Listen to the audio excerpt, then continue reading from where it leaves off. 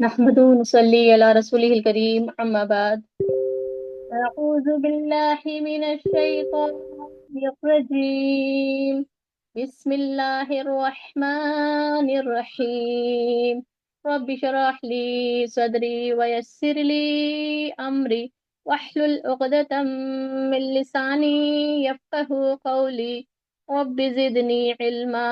اللهم فقهنا في الدين. اللهم إني أسألك علما نافعا وعملا متقبلا ورزقا طيبا. اللهم إني أعوذ بك من علم لا ينفع ومن قلب لا يخشع ومن نفس لا تشبع ومن دعوة لا يستجاب لها. اللهم لا سهل إلا ما جعلته سهلا وأنت تجعل الحزن إذا شئت سهلا. اللهم اجعل عملي كله صالحا واجعله لوجهك خالصا ولا تجعل لأحد فيه شيئا. اللهم اهدني وسددني. ربي يسر ولا تعسر وتمم بالخير وبك نستعين. رب هب لي حكما وألحقني بالصالحين واجعل لي لسان صدق في الآخرين واجعلني من ورثة جنة النعيم ولا تخزني يوم يبعثون. آمین یا رب العالمین۔ السلام علیکم ورحمۃ اللہ وبرکاتہ۔ اور میری سبھی پیاری بہنیں کیسی ہیں؟ الحمدللہ آپ سبھی اللہ سبحانہ تعالیٰ کی زبان ایمان اور صحت کی حالت میں ہوں گی۔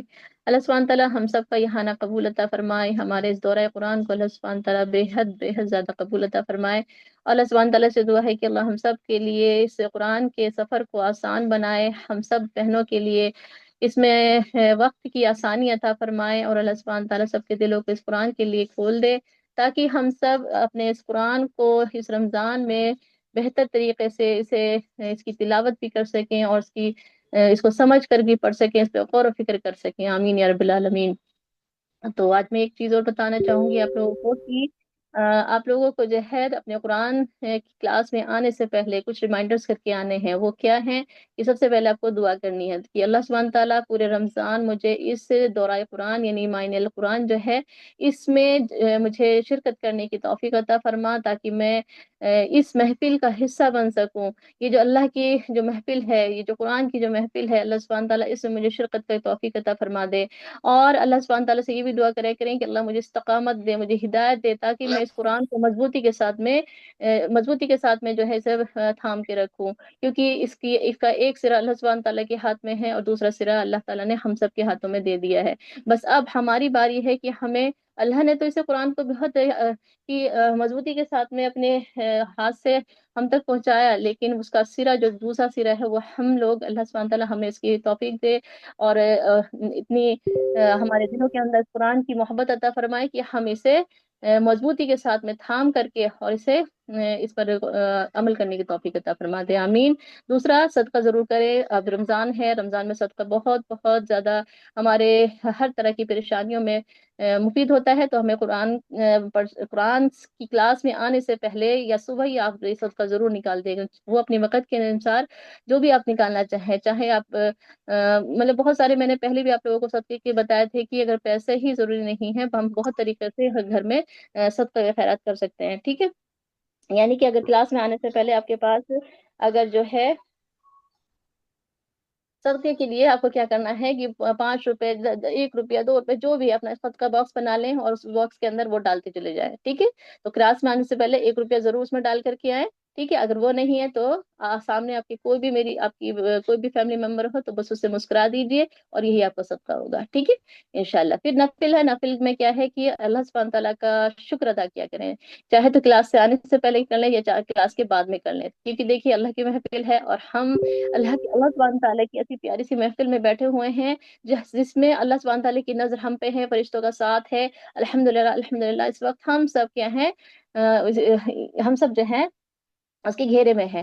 تو نفل سے کیا ہوگا کہ ہم اللہ کا شکر ادا کرتے ہیں کہ اللہ سبحانہ تعالیٰ آپ نے میرے لیے وقت نکالوا دیا۔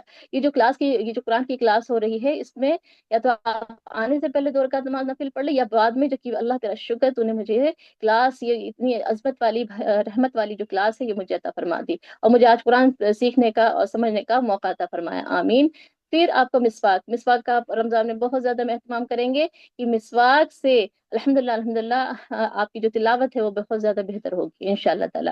پھر ایک اور چیز ہے وضو میں آپ کو ضرور سے رہنا ہے، اور زیادہ کوشش کریں کہ رمضان میں ہر وقت وضو میں رہیں، ٹھیک ہے۔ اگر کسی کو کوئی شرعی عذر نہ ہو، ٹھیک ہے، یعنی کوئی تکلیف بیماری ہو تو کہ پانی سے پرہیز ہو تو وہ اگنور کرے، لیکن اگر ہم وضو کا اہتمام کرتے ہیں تو الحمدللہ الحمدللہ ہمارے ساتھ فرشتوں کا ساتھ ہر وقت 24 گھنٹے رہتا ہے، اور اللہ کا قرب حاصل ہوتا ہے الحمدللہ، ٹھیک ہے، وضو کے ذریعے۔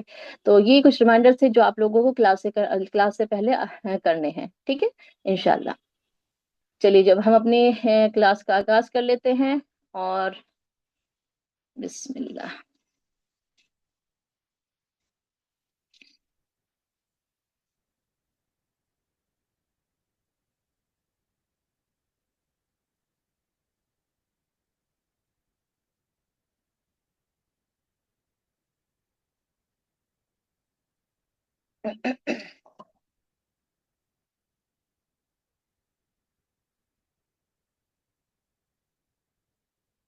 چلیے جی،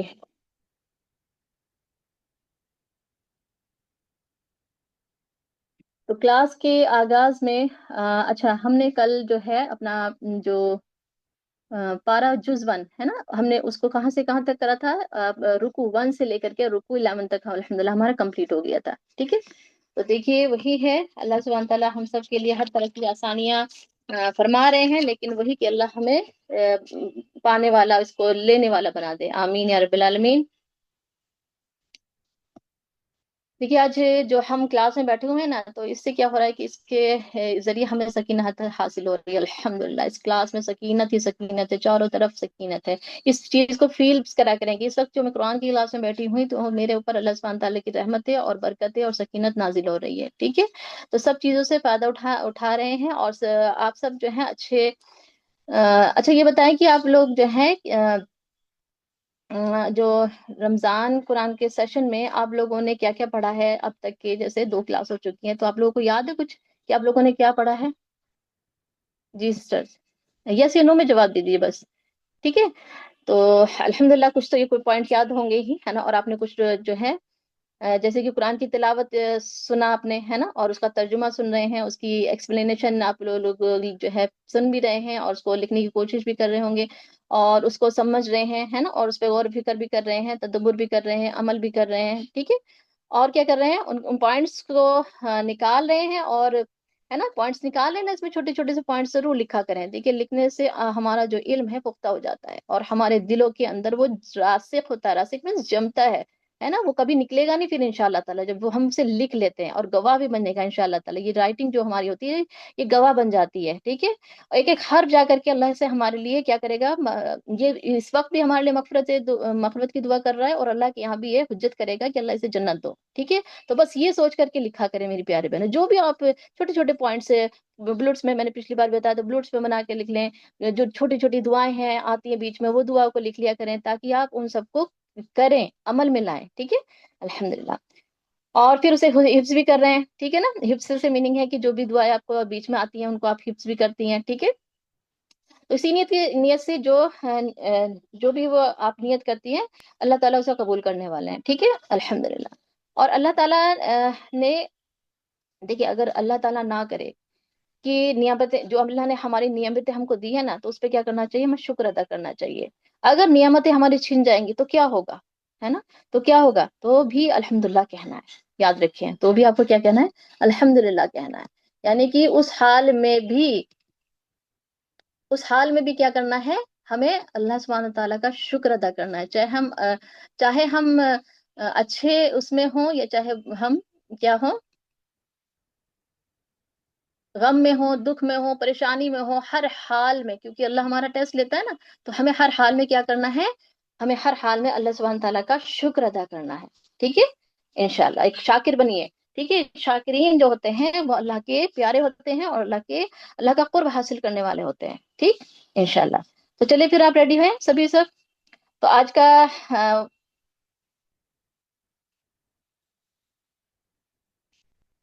چلیے، تو کل ہم نے جو سیکھا تھا، ہم اسے کچھ ریویو کر لیتے ہیں. ٹھیک ہے، جو ہم نے کل سیکھا تھا.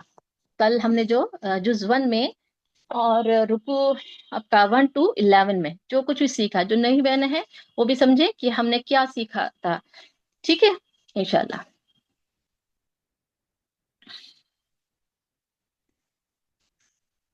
تو سورہ فاتحہ ہے، اور سورہ فاتحہ الحمدللہ ہماری ہوئی چکی تھی کل. اور سورہ بقرہ ہے، اس میں جو ہے 1 سے لے کر کے 11 رکو. ٹھیک ہے، آج کا دن ہوگا. چلیے جی، تو کچھ پوائنٹس دیکھ لیتے ہیں. تو آپ جو پوائنٹس لکھتی ہیں جو آپ لوگ، تو آپ وہ کسی اور کے ساتھ میں شیئر کرتی ہیں؟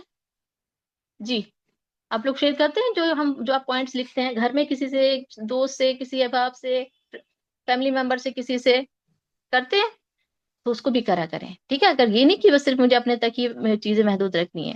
ٹھیک ہے، کسی نہ کسی ایک شخص کو ضرور یہ شیئر کریں. ٹھیک ہے. اور کیونکہ دیکھیے، اگر آپ پوائنٹس لکھیں گے تو آپ کے لیے کیا ہوگا، یہ آسانی بھی ہوگی. کیونکہ پھر جیسے ہم لوگ کلاس کے بعد میں کوئی سوال جواب کرتے ہیں نا، تو اس میں بھی آپ کے لیے بہت زیادہ آسانی ہوگی. ٹھیک ہے، تو اس حساب سے نوٹس سے لینے ہیں آپ لوگوں کو. ٹھیک، چلیے. جن کی یہ فرسٹ کلاس ہے تو فکر نہ کریں، وہ انجوائے کریں. ٹھیک ہے، اللہ سبحانہ تعالیٰ جو ہے ہمیں جو ہے آپ کے ساتھ اسی لیے جوڑا ہے، تاکہ ہم آپ کو اللہ سبحانہ تعالیٰ کی اس کتاب کے بارے میں جان سکیں، ہے نا. ہم اور آپ دونوں جان سکیں کہ یہ اللہ کی کتاب کیا چیز ہے. ٹھیک ہے. اچھا، یہ بتائیں کہ اس کورس کا نام کیا ہے؟ آپ کو پتہ ہے اس کورس کا نام کیا ہے؟ یہ جو آپ کورس کر رہی ہیں قرآن پاک کا، اس کا نام کیا ہے؟ نہیں، نہیں پتہ آپ لوگوں کو؟ معنی القرآن، دورائے قرآن کا ہی یہ معنی القرآن ہے. ٹھیک ہے، یاد رکھیں. اور یہ ڈفرنٹ ہے. ٹھیک ہے، دورہ قرآن جو ہے وہ اس سے تھوڑا ڈفرینٹ ہم نے ابھی اس کو رکھا ہے، کیونکہ لاسٹ کلاس میں جو ہے اب جز 1، اور لاسٹ کلاس میں جو کچھ بھی آپ نے اس کے بارے میں جز 1 کے بارے میں لکھا تھا، اور اب کیا لکھیں گی کہ یہ جو ہے ہمارا معنی القرآن کا، اور آپ کا جو ہے جز نمبر 1 ہے. یعنی کہ آپ کی سورہ کون سی ہے؟ سورہ جو ہے آپ کی سورہ بقرہ ہوگی. ٹھیک ہے، سورہ بقرہ، اس کو نوٹ کر لیجئے گا. ٹھیک ہے، ان کے اس طرح سے لکھا کریں جیسے کہ یہاں سامنے دیکھیے سورہ فاتحہ ہے. سورہ فاتحہ میں جیسے آپ نے اسٹارٹنگ میں لکھنا تھا، مکی سورت ہے یہ. ٹھیک ہے، مکہ میں نازل ہوئی ہے، اور اس میں کیا ہے 7 آیات ہیں، اور اس کی ترتیب کیا ہے؟ یہ ایک ہی سورہ ہے. ٹھیک ہے، اور نزول کے حساب سے یہ 5ویں سورت ہے. ٹھیک ہے، نازل جو ہوئی تھی یہ 5ویں سورت تھی. یہ کون سی؟ سورہ فاتحہ. دیکھیے، اس میں ہم جو ہے نا جز وائز نہیں چل رہے ہیں. ٹھیک ہے، جز وائز یعنی کہ پارا وائز نہیں چلیں گے، جیسے کہ پورا پورا پارا ایک دن میں ہم دورہ قرآن میں پورا کر لیتے تھے. ٹھیک ہے، ہم اس میں جو ہے بلکہ کیا کریں گے، رکو وائز چلیں گے. ٹھیک ہے، رکو وائز چلیں گے. ٹھیک، وہ ہم آپ دیکھ ہی رہے کہ پہلے تلاوت ہوتی ہے رکو کی، اور پھر اس کے بعد میں اس کا جو ہے ترجمہ ہوتا ہے، اور ترجمے کے بعد میں پھر اس میں سے مین پوائنٹس دے دیے جاتے ہیں. ٹھیک، اسی طرح سے آپ کو اپنے نوٹس بھی بنانے ہیں. اور یہ جو سورہ وائز قرآن ہم پڑھیں گے. ٹھیک، یعنی کہ سورہ وائز پڑھیں گے. تو اس سورہ میں کیونکہ سورہ بقرہ جو ہے کافی لمبی ہے نا، تو اس لیے ہم نے اس کو 2 پارٹس میں ڈیوائڈ کر دیا ہے. ٹھیک، اور اس کے آپ کو نوٹس بھی بنانے ہیں. رکو 1 آیت 1 to 7 جیسے میں نے یہ بھی آپ کو بتا دیا ہے. ٹھیک، اور اسی طرح سے آپ جو ہے رکو نمبر 2 ڈالیں گی، پھر رکو آیت نمبر 1 to 20 ڈالیں گی. ٹھیک ہے، اور پھر جو بھی عمل کے پوائنٹس ہوں گے، ٹھیک ہے، ان میں سے خاص خاص پوائنٹوں کو آپ کو کیا کرنا ہے، نوٹ کرنا ہے. جن چیزوں سے اس میں اس جیسے کوئی بھی سورہ ہوگی یا کوئی بھی آپ کا آیت ہوگا، تو اس میں جن چیزوں سے اللہ سبحانہ تعالیٰ نے روکا ہے، اور ان کو جو ہے رکو رکو بائی رکو لکھتی جائیں گی. ٹھیک ہے، تو آپ بھی اسی طرح سے اپنے نوٹس بنائیں. ٹھیک ہے جی، سمجھ میں آ رہا ہے نا سبھی کو؟ الحمدللہ. تو اسی طرح سے آپ کے کیا بہت اچھے سے نوٹس بن جائیں گے، اور ہمارے لیے عمل کے پوائنٹس بھی نکلنا آسان ہو جائے گا انشاءاللہ. اچھا، آپ لوگ ایسا تو نہیں کرتے کہ جب تلاوت ہوتی ہے کہ قرآن کی، اور آپ لوگ اپنا کام کرنے لگ جاتی ہیں؟ جی سسٹر، ایسا تو نہیں ہوتا نا کہ تلاوت چل رہی ہے اور پھر آپ قرآن کی کلاس جو ہے چھوڑ دیں کہ چلو میں اپنا کام کر لوں؟ ٹھیک ہے، ایسا نہ کرا کریں. ٹھیک ہے، کیونکہ دیکھیے، اور پھر جب تفسیر ہوتی ہے تو پھر بیٹھ جاتی ہیں، پھر اپنے نوٹس لکھنے لگتی ہیں، ہے نا؟ تو یہ نہیں کرنا ہے. اس سے کیا ہوگا دیکھو، یہ یہ کیا، تو یہ تقوی نہیں ہوگا نا. یہ ہمارے اندر ایک تقوی نہیں ہوگا، پھر یہ تو کوئی کیا حاصل نہیں ہوگا. ٹھیک ہے، تو تلاوت بھی سننی ہے، اور اس سے ہمیں اس سے کیا ہوگا کہ ہم جب تلاوت غور سے سنتے ہیں نا، تو کیا حاصل ہوتا ہے ہمیں؟ شفا. ٹھیک ہے، جب ہم قرآن کو چاہے ہم عربی میں سنیں، عربی ٹیکسٹ میں سن رہے ہیں، ٹھیک ہے، یا پھر ہم اس کی تفسیر سن رہے ہیں، یا اس کا ترجمہ سن رہے ہیں، جو بھی سن رہے ہیں، تو بس اس کی نیت کیا ہونی چاہیے کہ اللہ تعالیٰ مجھے یہ سننے سے ہی اللہ سبحانہ تعالیٰ مجھے شفا دے. ٹھیک ہے، اور رحمت بھی ہوگی. ٹھیک ہے نا، اور تجوید سے قرآن پڑھنے کا موقع بھی آپ کو حاصل ہو جائے گا. ٹھیک ہے، دیکھیے جو تلاوت ہوتی ہے پورے تجوید کے ساتھ میں ہوتی ہے، جب اور اپنا قرآن، اپنا جو میں نے آپ لوگوں کو جز بھی آپ کو سینڈ کر دیا ہے، آپ لوگ اس کا فوٹو جو زیروکس کرا لیں، تاکہ آپ اس کو سامنے رکھیں. اور اس کے ساتھ ساتھ میں آپ کو کیا کرنا ہے، اس کو جیسے جز آپ کو دیا گیا ہے نا، تو اس کے ون سائڈ ہی رکھیے گا، اس کا جو پرنٹ آؤٹ ہوئے گا. کیونکہ سیکنڈ سائڈ کیا ہے کہ آپ اس میں اپنے اسی کے سامنے ہی، اس آیت کے سامنے ہی اس کا جو بھی پوائنٹس آپ کو نوٹ کرنا ہے وہ آپ نوٹ کر سکتے ہیں. ٹھیک ہے نا؟ تو اسی طرح سے کلاس میں آپ جو ہے 2 قرآن پڑھیں گے. کیسے؟ کہ ایک تو تلاوت کا قرآن آپ کا الحمدللہ پورے رمضان میں کمپلیٹ ہو جائے گا. ٹھیک ہے نا؟ دیکھیے، جو آپ کی اگر آپ نے ویسے قرآن پڑھنا ہے نا جیسے اور ٹائم میں، تو وہ بھی آپ رکھیے. دیکھیے کتنا ہم 4 قرآن اس طرح سے پورے کر سکتے ہیں. ایک تو ہم ابھی اسی کلاس میں ہم 2 قرآن پورے کریں گے، ایک عربی والا اور ایک آپ کا جو ہے یہ ترجمے والا. تو 2 قرآن کا ثواب تو یہ ہو گیا الحمدللہ، اور ایک قرآن پاک ہم اپنا الگ سے چلا لیں گے کہ اس کو تھوڑا تھوڑا تھوڑا کر کے پڑھتے رہیں گے. ٹھیک ہے، اور ایک ہم تراویح میں پڑھتے ہیں الحمدللہ ثم الحمدللہ، 4 قرآن پاک الحمدللہ ہم اس رمضان میں پورا کر سکتے ہیں.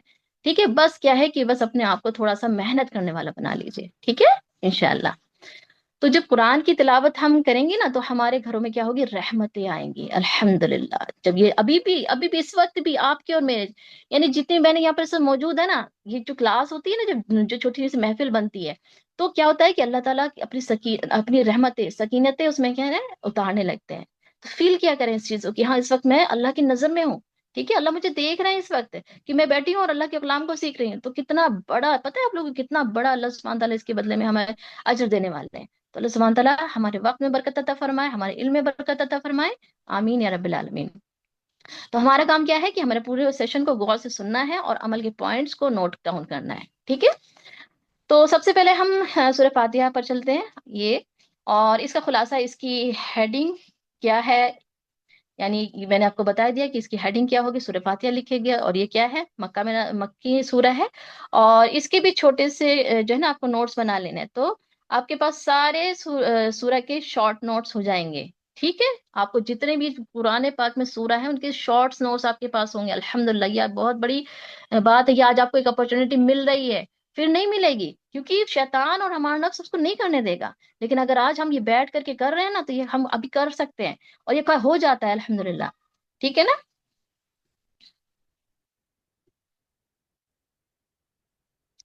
چلیے، تو پھر اب آتے ہیں ہم، کیا ہمیں سورہ فاتحہ کے کچھ اور نام معلوم ہیں؟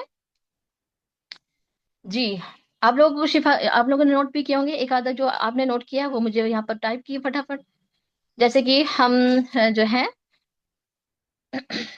اس سے ہمیں کیا ملتا ہے؟ کیا ہمیں سورہ فاتحہ کے کچھ اور نام معلوم ہیں سورہ فاتحہ کے علاوہ؟ جی جی، اسے ام القرآن بھی کہا جاتا ہے، اسے فاتحہ القرآن بھی کہا جاتا ہے، اسے سبع مثانی بھی کہا جاتا ہے، اسے الشفا بھی کہا جاتا ہے الحمدللہ. یعنی اور بھی بہت سے نام ہیں، ٹھیک ہے؟ یہ مت سوچے کہ یہ تو بس اب میں نے آپ کو مختصر سے آپ کو بتا رہی ہوں تاکہ آپ اس کو نوٹ ڈاؤن کر لیں۔ تو یہ دیکھیے کہ کیا ہم اچھا چلیے آگے بھی لے لیتے ہیں۔ کیا ہم ہر کام کے آغاز کا ادب سیکھ گئے؟ جو ہم نے پچھلی کلاس کری تھی، کیا ہم اس میں اپنے ہر کام کا آغاز سیکھیں؟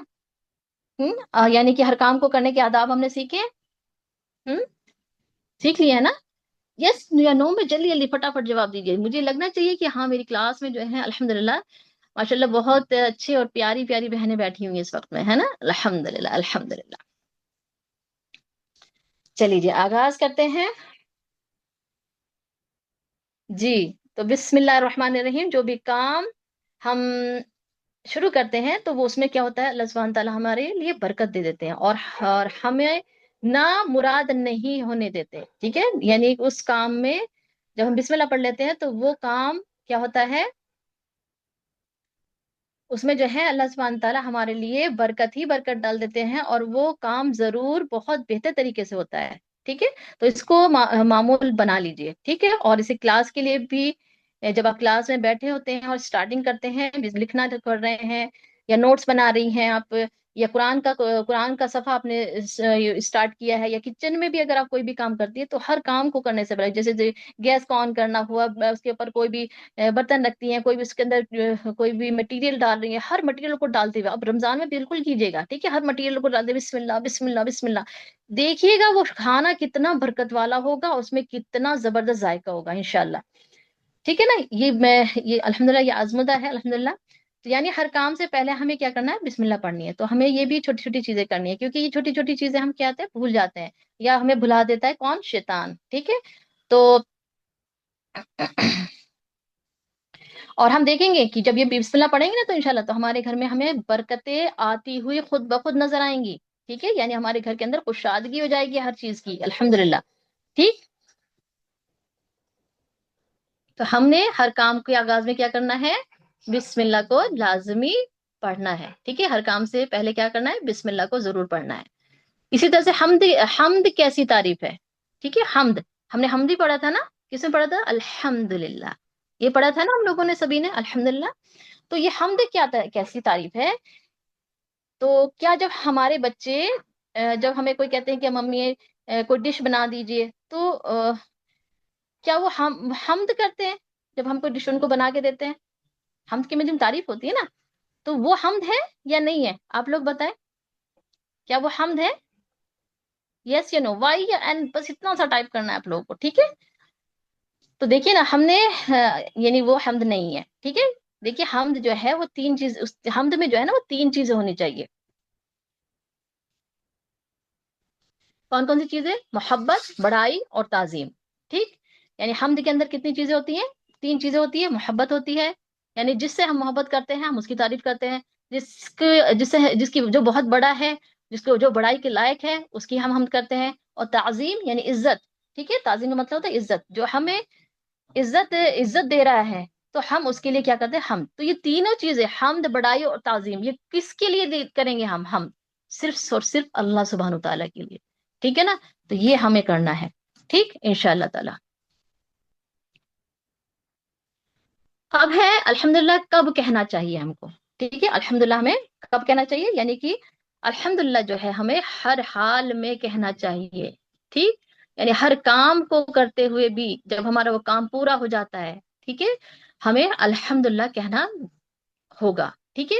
کوئی بھی کام ایمان آپ کا کمپلیٹ ہو جاتا ہے تو اس کو آپ الحمدللہ کہہ کر کے اس سے ضرور کیا، کیونکہ اللہ سبحانہ تعالیٰ نے کرایا نا وہ کام، تو ہمیں اس میں الحمدللہ کہہ کر کے ہم کیا کرتے ہیں، اللہ سبحانہ تعالیٰ کا شکر ادا کرتے ہیں، ٹھیک ہے؟ تو ہر حال میں، اور خوشی ہو یا غم ہو، کوئی بھی مشکل ہو، ٹھیک ہے؟ یہ نہیں کہنا کہ مانیے کہ کوئی بھی ایک ایگزامپل لے سکتے ہیں ہم کہ ہم لوگ بازار گئے اور ہم نے وہاں سے کچھ چیزیں خریدی، کچھ چیزیں نہیں خریدی، تو گھر آ کے افسوس نہ کریں کہ ارے وہ تو میں نے کری ہی نہیں ہے، تو یہ نہیں ہونا چاہیے ہمارے دل کے اندر، دیکھیے جو چیز ہو گئی الحمدللہ، جو نہیں ہوئی اس پہ بھی الحمدللہ، ہو سکتا ہے وہ ہمارے لیے اچھی نہ ہو چیز، تو اللہ نے وہ کام نہیں کرایا تو شکر ہونا چاہیے نا اس کے لیے، ٹھیک ہے؟ تو انشاءاللہ تو اب کیا ہے کہ دعا مانگنے کے آداب،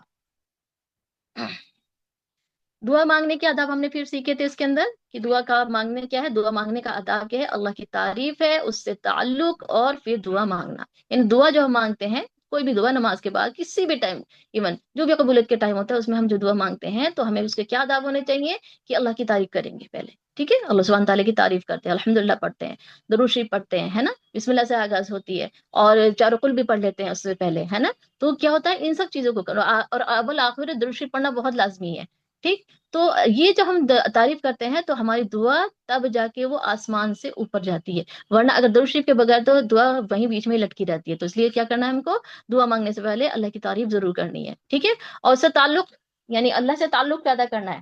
ٹھیک ہے. پھر جو چیز ہمیں مانگنی ہے، تعلق سے میننگ ہے کہ اللہ کو، اللہ سے ہمیں تعلق کا مطلب ہوا کہ اللہ کو ہمیں فیل بھی کرنا ہے کہ ہاں میرا اللہ میری اس بات کو ضرور پوری کرے گا. میں جو بھی دعا مانگ رہی ہوں، اللہ سبحانہ تعالیٰ آپ میری دعا سن رہے ہیں، اور آپ ضرور سنیں گے. میری کوئی نہیں دعا سنتا ہے، میں دنیا کو کہتی ہوں لیکن کیا ہے، وہ تو بس بہت سے کر بھی دیتے ہیں ہمارے اس کام کو، اللہ اس کو ذریعہ بنا دیتا ہے. لیکن تعلق کیا کرنا ہے، صرف اور صرف اللہ سبحانہ تعالیٰ. دوست سب سے پیارا کس کو بنانا ہے، صرف اللہ سے بنانا ہے، اور اللہ سبحانہ تعالیٰ کو بنانا ہے.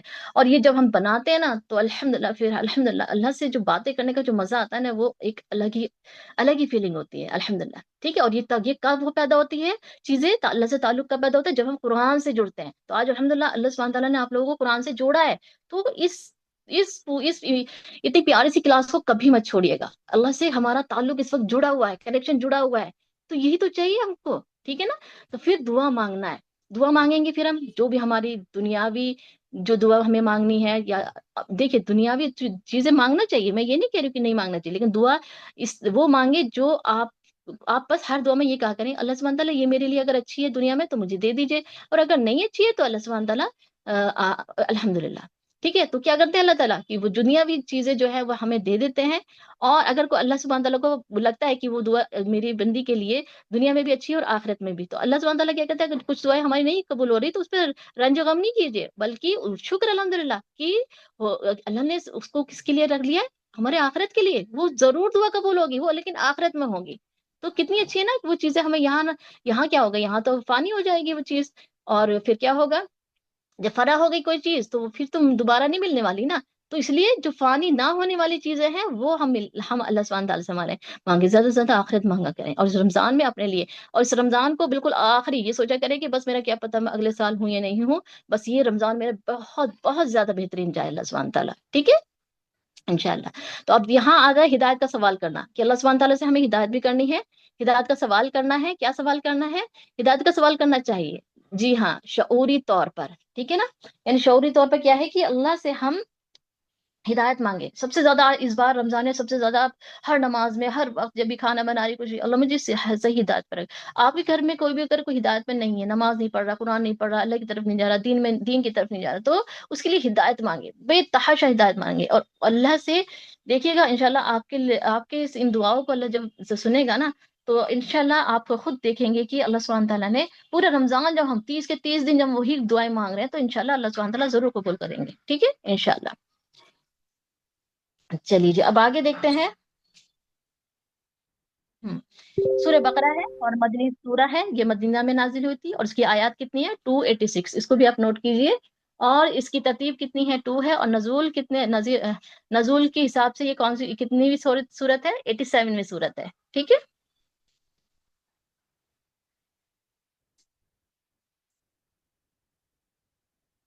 اب اس میں دیکھتے ہیں کہ ہدایت دینوی، دنیاوی اور اخروی ہدایت کے حصول کے لیے تقوی ضروری ہے. ٹھیک ہے نا. اس میں کیا ہے کہ آپ کو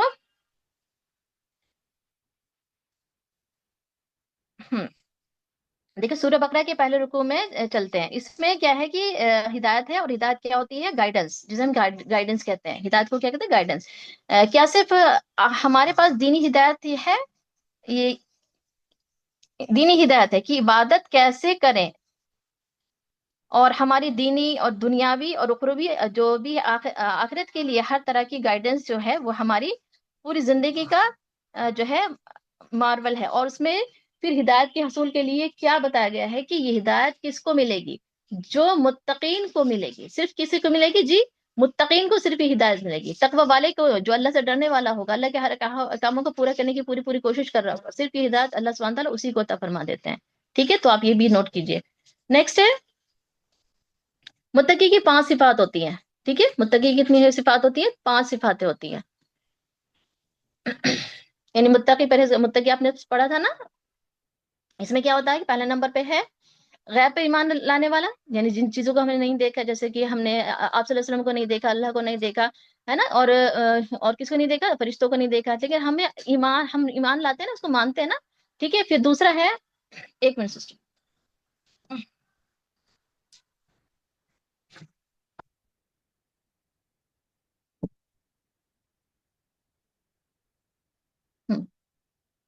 بسم اللہ من الشیطان الرجیم، بسم اللہ الرحمن الرحیم.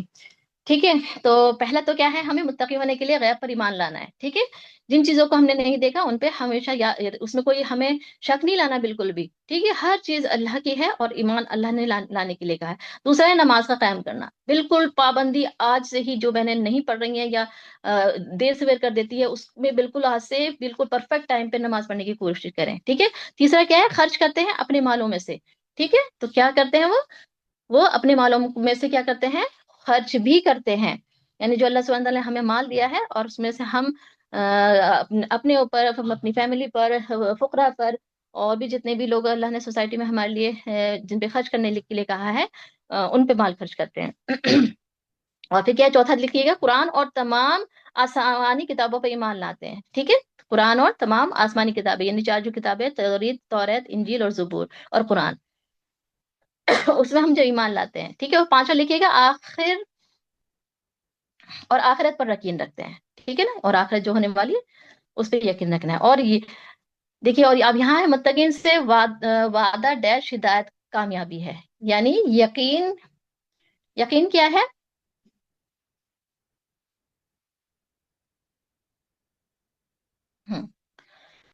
متقین سے وعدہ جو ہے وہ کیا ہے؟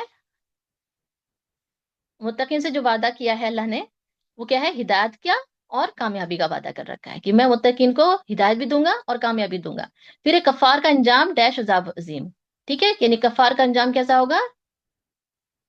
علیم العذاب ہوگا، علیم ہوگا، بہت بڑا عذاب. ٹھیک ہے، عظیم ہوگا اس کا. تو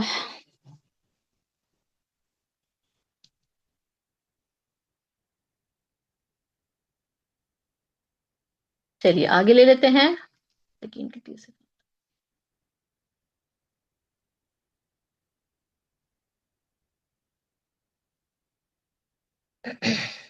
تو ہمیں اب کیا، ہم نے اس سے کیا سیکھا کہ ہمیں اپنے یقین کا لیول جو ہے سب سے ہائی رکھنا ہے.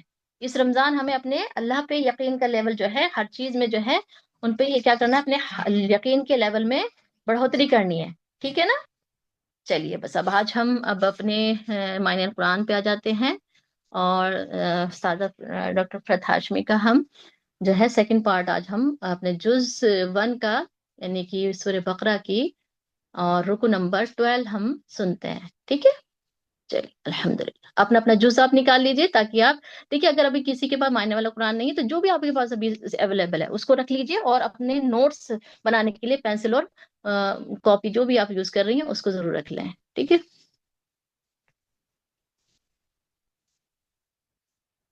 بسم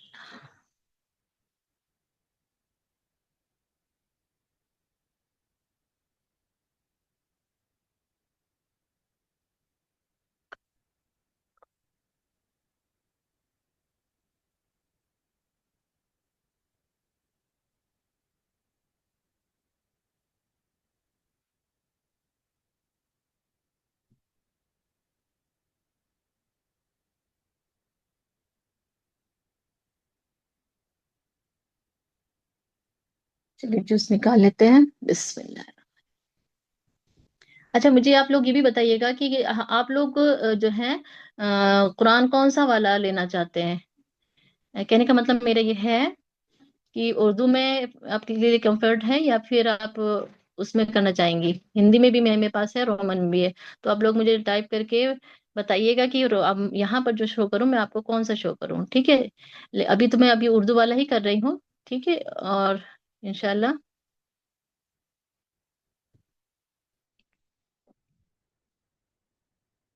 بسم اللہ.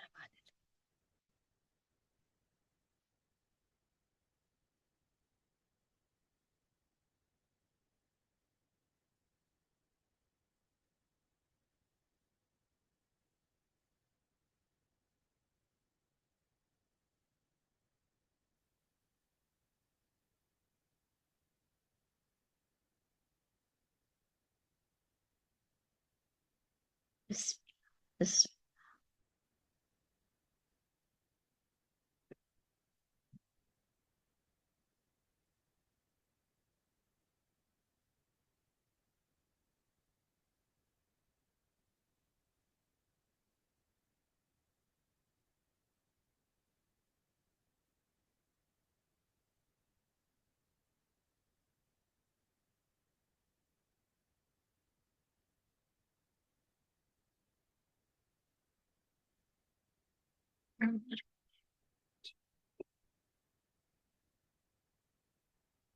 بس 11. چلیے اپنا اپنا 12 رکو نکال لیجیے سبھی سے بہنیں. بس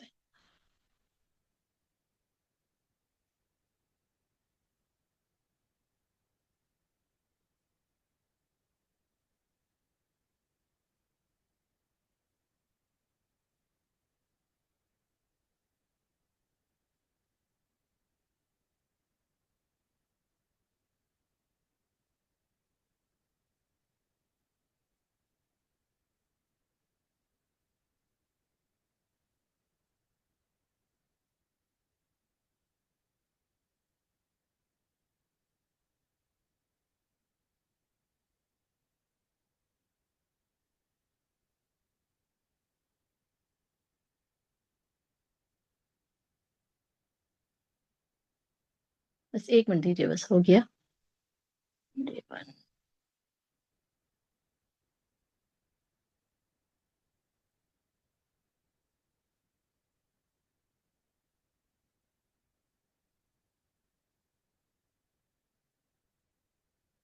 السلام علیکم ورحمۃ اللہ وبرکاتہ. کیا حال ہے سب کا؟ الحمد للہ. نحمده ونصلی علی رسولہ الکریم، اما بعد فاعوذ باللہ من الشیطان الرجیم، بسم اللہ الرحمن الرحیم. رب اشرح لی صدری ویسر لی امری واحلل عقدۃ من لسانی یفقہوا قولی. لقد من الله على المؤمنين إذ بعث فيهم رسولا من أنفسهم يتلو عليهم آياته ويزكيهم ويعلمهم الكتاب والحكمة وإن كانوا من قبل لفي ضلال مبين. یقیناً اللہ نے مومنوں پر احسان کیا جب انہی میں سے ایک رسول ان میں بھیجا، وہ انہیں اللہ کی آیات پڑھ کر سناتا ہے اور ان کا تزکیہ کرتا ہے اور انہیں کتاب و حکمت کی تعلیم دیتا ہے، اور یقیناً اس سے پہلے وہ کھلی گمراہی میں تھے. ہم انشاءاللہ اس پروگرام میں قرآن پاک کی آیات کی تلاوت بھی سنیں گے، کتاب کا علم حاصل کریں گے، حکمت کی باتیں بیان کریں گے، نبی صلی اللہ علیہ وسلم کی احادیث کا ذکر کریں گے، اور ان سب طریقوں سے اپنا تزکیہ کریں گے جو اصل مطلوب ہے. تلاوت قرآن اللہ سبحانہ تعالیٰ کی طرف سے ایک بہت بڑا تحفہ ہے. اللہ سبحانہ تعالیٰ نے اپنا کلام جبریل کو سنایا. جبریل علیہ السلام نبی صلی اللہ علیہ وسلم کو آ کر پڑھ کر سناتے تھے. نبی صلی اللہ علیہ وسلم نے صحابہ کرام پر آیات کی تلاوت کی، اور یہ سلسلہ اس وقت سے چلتا چلا آ رہا ہے، اور ہم بھی اس سنت کو زندہ کریں گے کہ تلاوت کو سنیں گے غور سے. تلاوت قرآن سنتے وقت نیت رکھیے کہ مجھے اپنے علم میں اضافہ کرنا ہے، اپنے عمل میں اضافہ کرنا ہے، اس کے ذریعے شفا حاصل کرنی ہے اپنی ظاہری اور باطنی بیماریوں کی، اور مجھے اندھیروں سے روشنی کی طرف نکل کر آنا ہے، کیونکہ قرآن نور ہے، قرآن روشنی ہے. لہٰذا ہم سب پوری توجہ کے ساتھ اور پوری دلچسپی کے ساتھ قرآن مجید کو سنیں، خواہ اس کی آیات کی تلاوت ہو یا پھر اس کا ترجمہ کیا جا رہا ہو، اس کا علم حاصل کیا جا رہا ہو۔ لیس کہتے ہیں جتنی رحمت تیز رفتاری سے قرآن کے سننے والے کی طرف آتی ہے اتنی تیز رفتاری سے کسی اور کی طرف نہیں جاتی، یعنی جب انسان توجہ سے قرآن سنتا ہے تو تیزی سے رحمت اس کی طرف آتی ہے، کیونکہ اللہ عز و جل نے فرمایا وَإِذَا قُرِئَ الْقُرْآنُ فَاسْتَمِعُوا لَهُ وَأَنصِتُوا لَعَلَّكُمْ تُرْحَمُونَ۔ تو آئیے ہم شروع کرتے ہیں آج کا پارہ جو کہ پہلے ہی پارے کا حصہ ہے۔ آج ہم آیت 97 سے شروع کریں گے۔ قل من كان عدوا لجبريل فإنه نزله على قلبك بإذن الله مصدقا لما بين يديه وهدى وبشرى للمؤمنين من كان عدوا لله وملائكته ورسله وجبريل وميكال فإن الله عدو للكافرين ولقد أنزلنا إليك آيات بينات وما يكفر بها إلا الفاسقون أَوَكُلَّمَا عَاهَدُوا عَهْدًا نَبَذَهُ فَرِيقٌ مِّنْهُمْ بَلْ أَكْثَرُهُمْ لَا يُؤْمِنُونَ وَلَمَّا جَاءَهُمْ رَسُولٌ مِّنْ عِندِ اللَّهِ مُصَدِّقٌ لِّمَا مَعَهُمْ نَبَذَ فَرِيقٌ الذين أوتوا الكتاب كتاب الله وراء ظهورهم كأنهم لا يعلمون واتبعوا ما تتلو الشياطين على ملك سليمان وما كفر سليمان ولكن الشياطين كفروا يعلمون الناس السحر وما أنزل على الملكين ببابل هاروت وماروت وما يعلمان من أحد حتى يقولا إنما نحن فتنة فلا تكفر فيتعلمون منهما ما يفرقون به بين المرء وزوجه وما هم بضارين به من أحد إلا بإذن الله ويتعلمون ما يضرهم ولا ينفعهم وَلَقَدْ عَلِمُوا لَمَنِ اشْتَرَاهُ مَا لَهُ فِي الْآخِرَةِ مِنْ خَلَاقٍ وَلَبِئْسَ مَا شَرَوْا بِهِ أَنفُسَهُمْ لَوْ كَانُوا يَعْلَمُونَ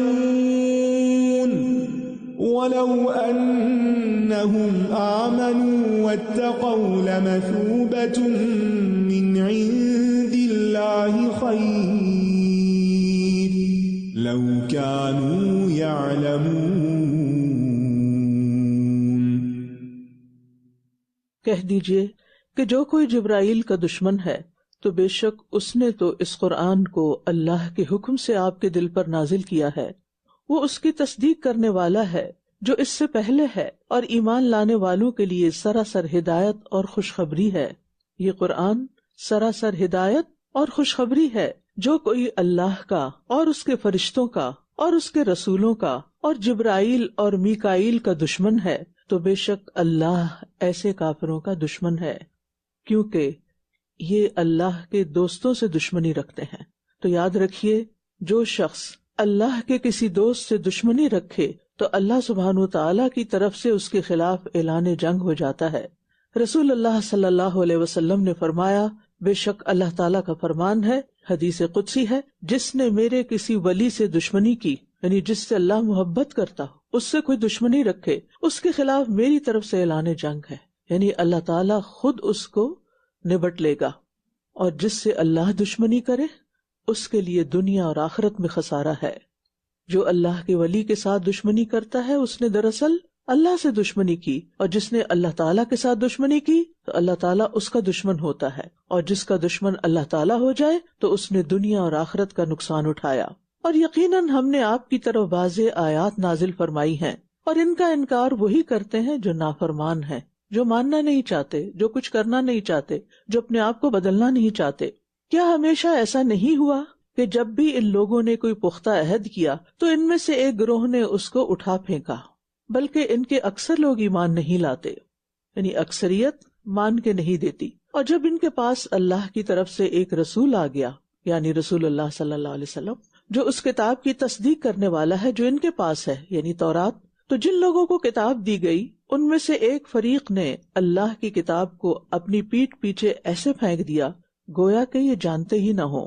جو شخص اللہ کی ہدایت کو چھوڑ دیتا ہے وہ پھر دوسری چیزوں میں دلچسپی لینے لگتا ہے، یا آپ یوں کہہ سکتے ہیں کہ جس شخص کی پرائرٹی دنیا ہوتی ہے اور وہ کتاب اللہ کو اہمیت نہیں دیتا تو پھر کتاب اللہ اس کے بیک پہ چلی جاتی، پیچھے چلی جاتی۔ پیچھے جانے سے مراد یہ نہیں کہ وہ سامنے سے اٹھا کے پیچھے کی طرف رکھ دیتا ہے، کیونکہ آج بھی مسلمان بہت احتیاط کرتے ہیں کہ قرآن کو پیٹھ نہ ہو، لیکن وہ اس کو کھولتے نہیں، اس کو پڑھتے نہیں، اس کو سمجھتے نہیں۔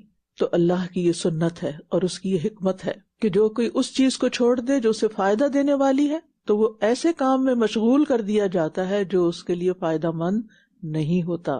جو اللہ کی عبادت سے منہ موڑ لے وہ ایسے کاموں میں مشغول کر دیا جاتا ہے کہ جو اس کو تھکا کے رکھ دیتے ہیں اور اس کا سکون برباد کر دیتے ہیں۔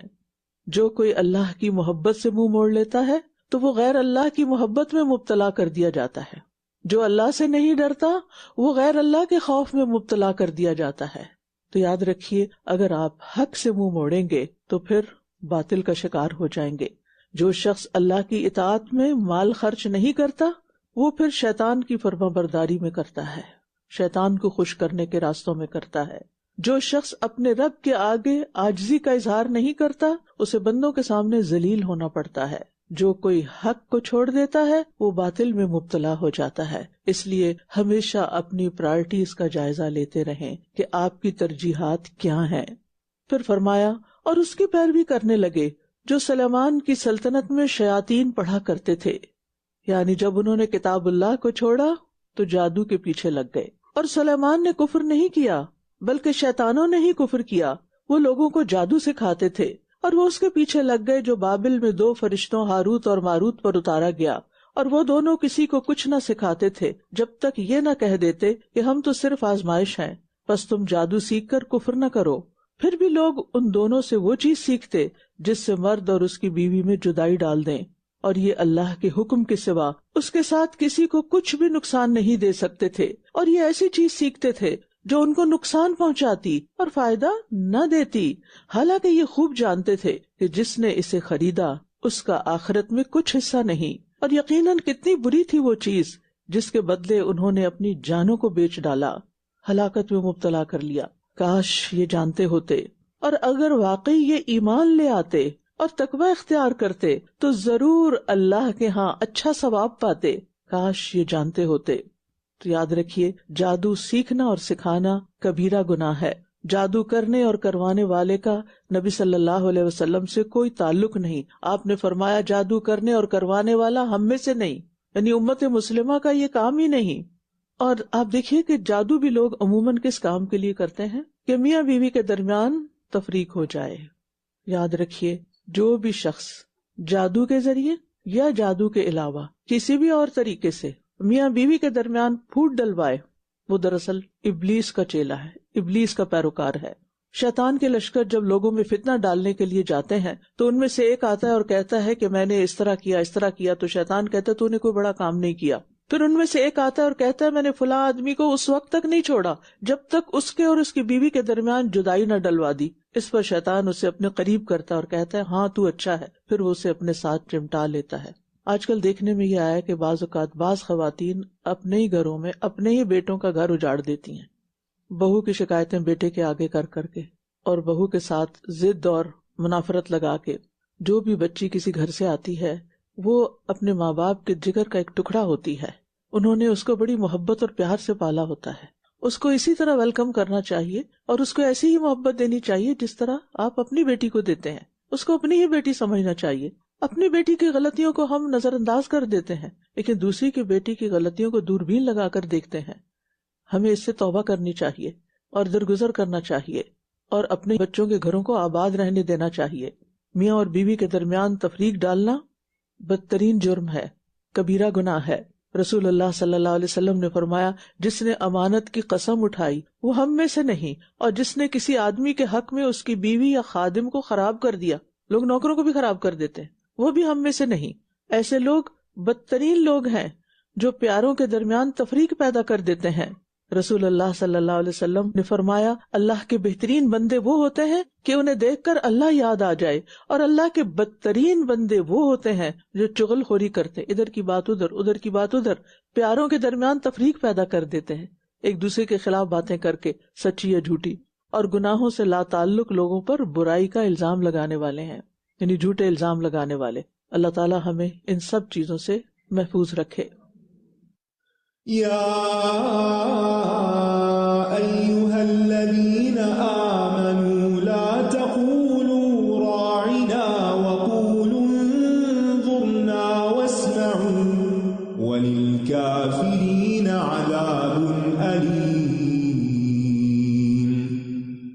ما يود الذین کفروا من اہل الكتاب ولا المشرکین ان ينزل عليكم من خير من ربكم والله يختص برحمته من يشاء والله ذو الفضل العظيم۔ ما ننسخ من آية أو ننسها نأت بخير منها أو مثلها ألم تعلم أن الله على كل شيء قدير ألم تعلم أن الله له ملك السماوات والأرض وما لكم من دون الله من ولي ولا نصير۔ أم تريدون أن تسألوا رسولكم كما سئل موسى من قبل ومن يتبدل الكفر بالإيمان فقد ضل سواء السبيل۔ ود كثير من أهل الكتاب لو يردونكم من بعد إيمانكم كفارا حسدا من عند أنفسهم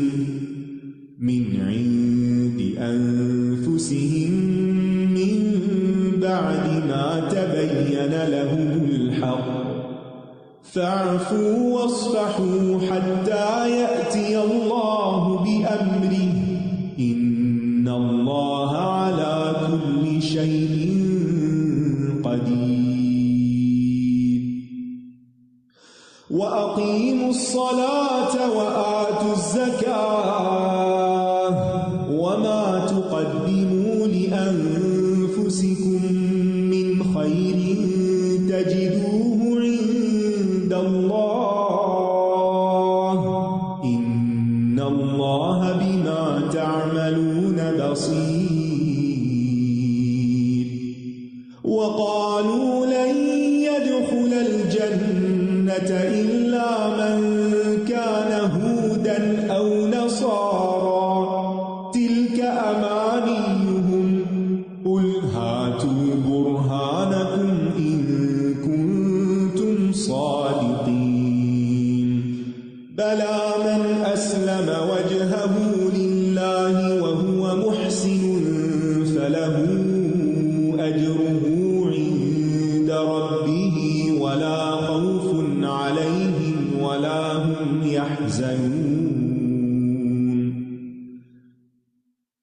لوگوں جو ایمان لائے ہو، رائنا ہماری رعایت کیجیے نہ کہو، بلکہ انظرنا ہماری طرف نظر کیجیے کہا کرو، اور غور سے سنا کرو، اور انکار کرنے والوں کے لیے دردناک عذاب ہے۔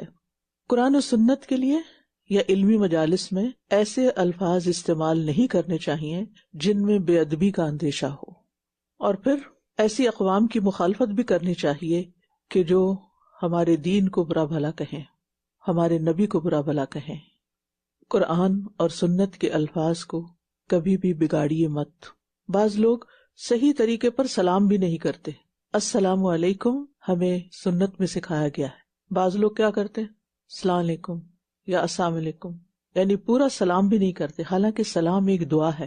لہٰذا آئندہ ہمیشہ احتیاط کے ساتھ صحیح پروننسیشن کے ساتھ سلام کرنا ہے، اور اس میں کوئی شرم محسوس نہیں کرنی، اور خصوصاً اپنے بچوں کے ساتھ۔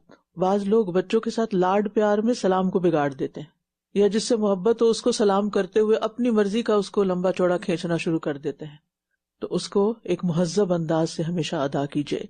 پھر فرمایا اہل کتاب میں سے جن لوگوں نے کفر کیا، نہ وہ چاہتے ہیں اور نہ ہی مشرکین کہ تم پر تمہارے رب کی طرف سے کوئی خیر نازل کی جائے، اور اللہ جس کو چاہتا ہے اپنی رحمت کے ساتھ خاص کر لیتا ہے، یعنی کسی کے حسد کرنے سے، برا چاہنے سے برا نہیں ہوگا، اس لیے غم نہ کیا کریں، اور اللہ بہت بڑے فضل والا ہے، ہمیشہ اس کا فضل مانگتے رہیں۔ ہم جس آیت کو منسوخ کر دیتے ہیں یا اسے بھلوا دیتے ہیں تو اس سے بہتر یا اس جیسی اور لے آتے ہیں۔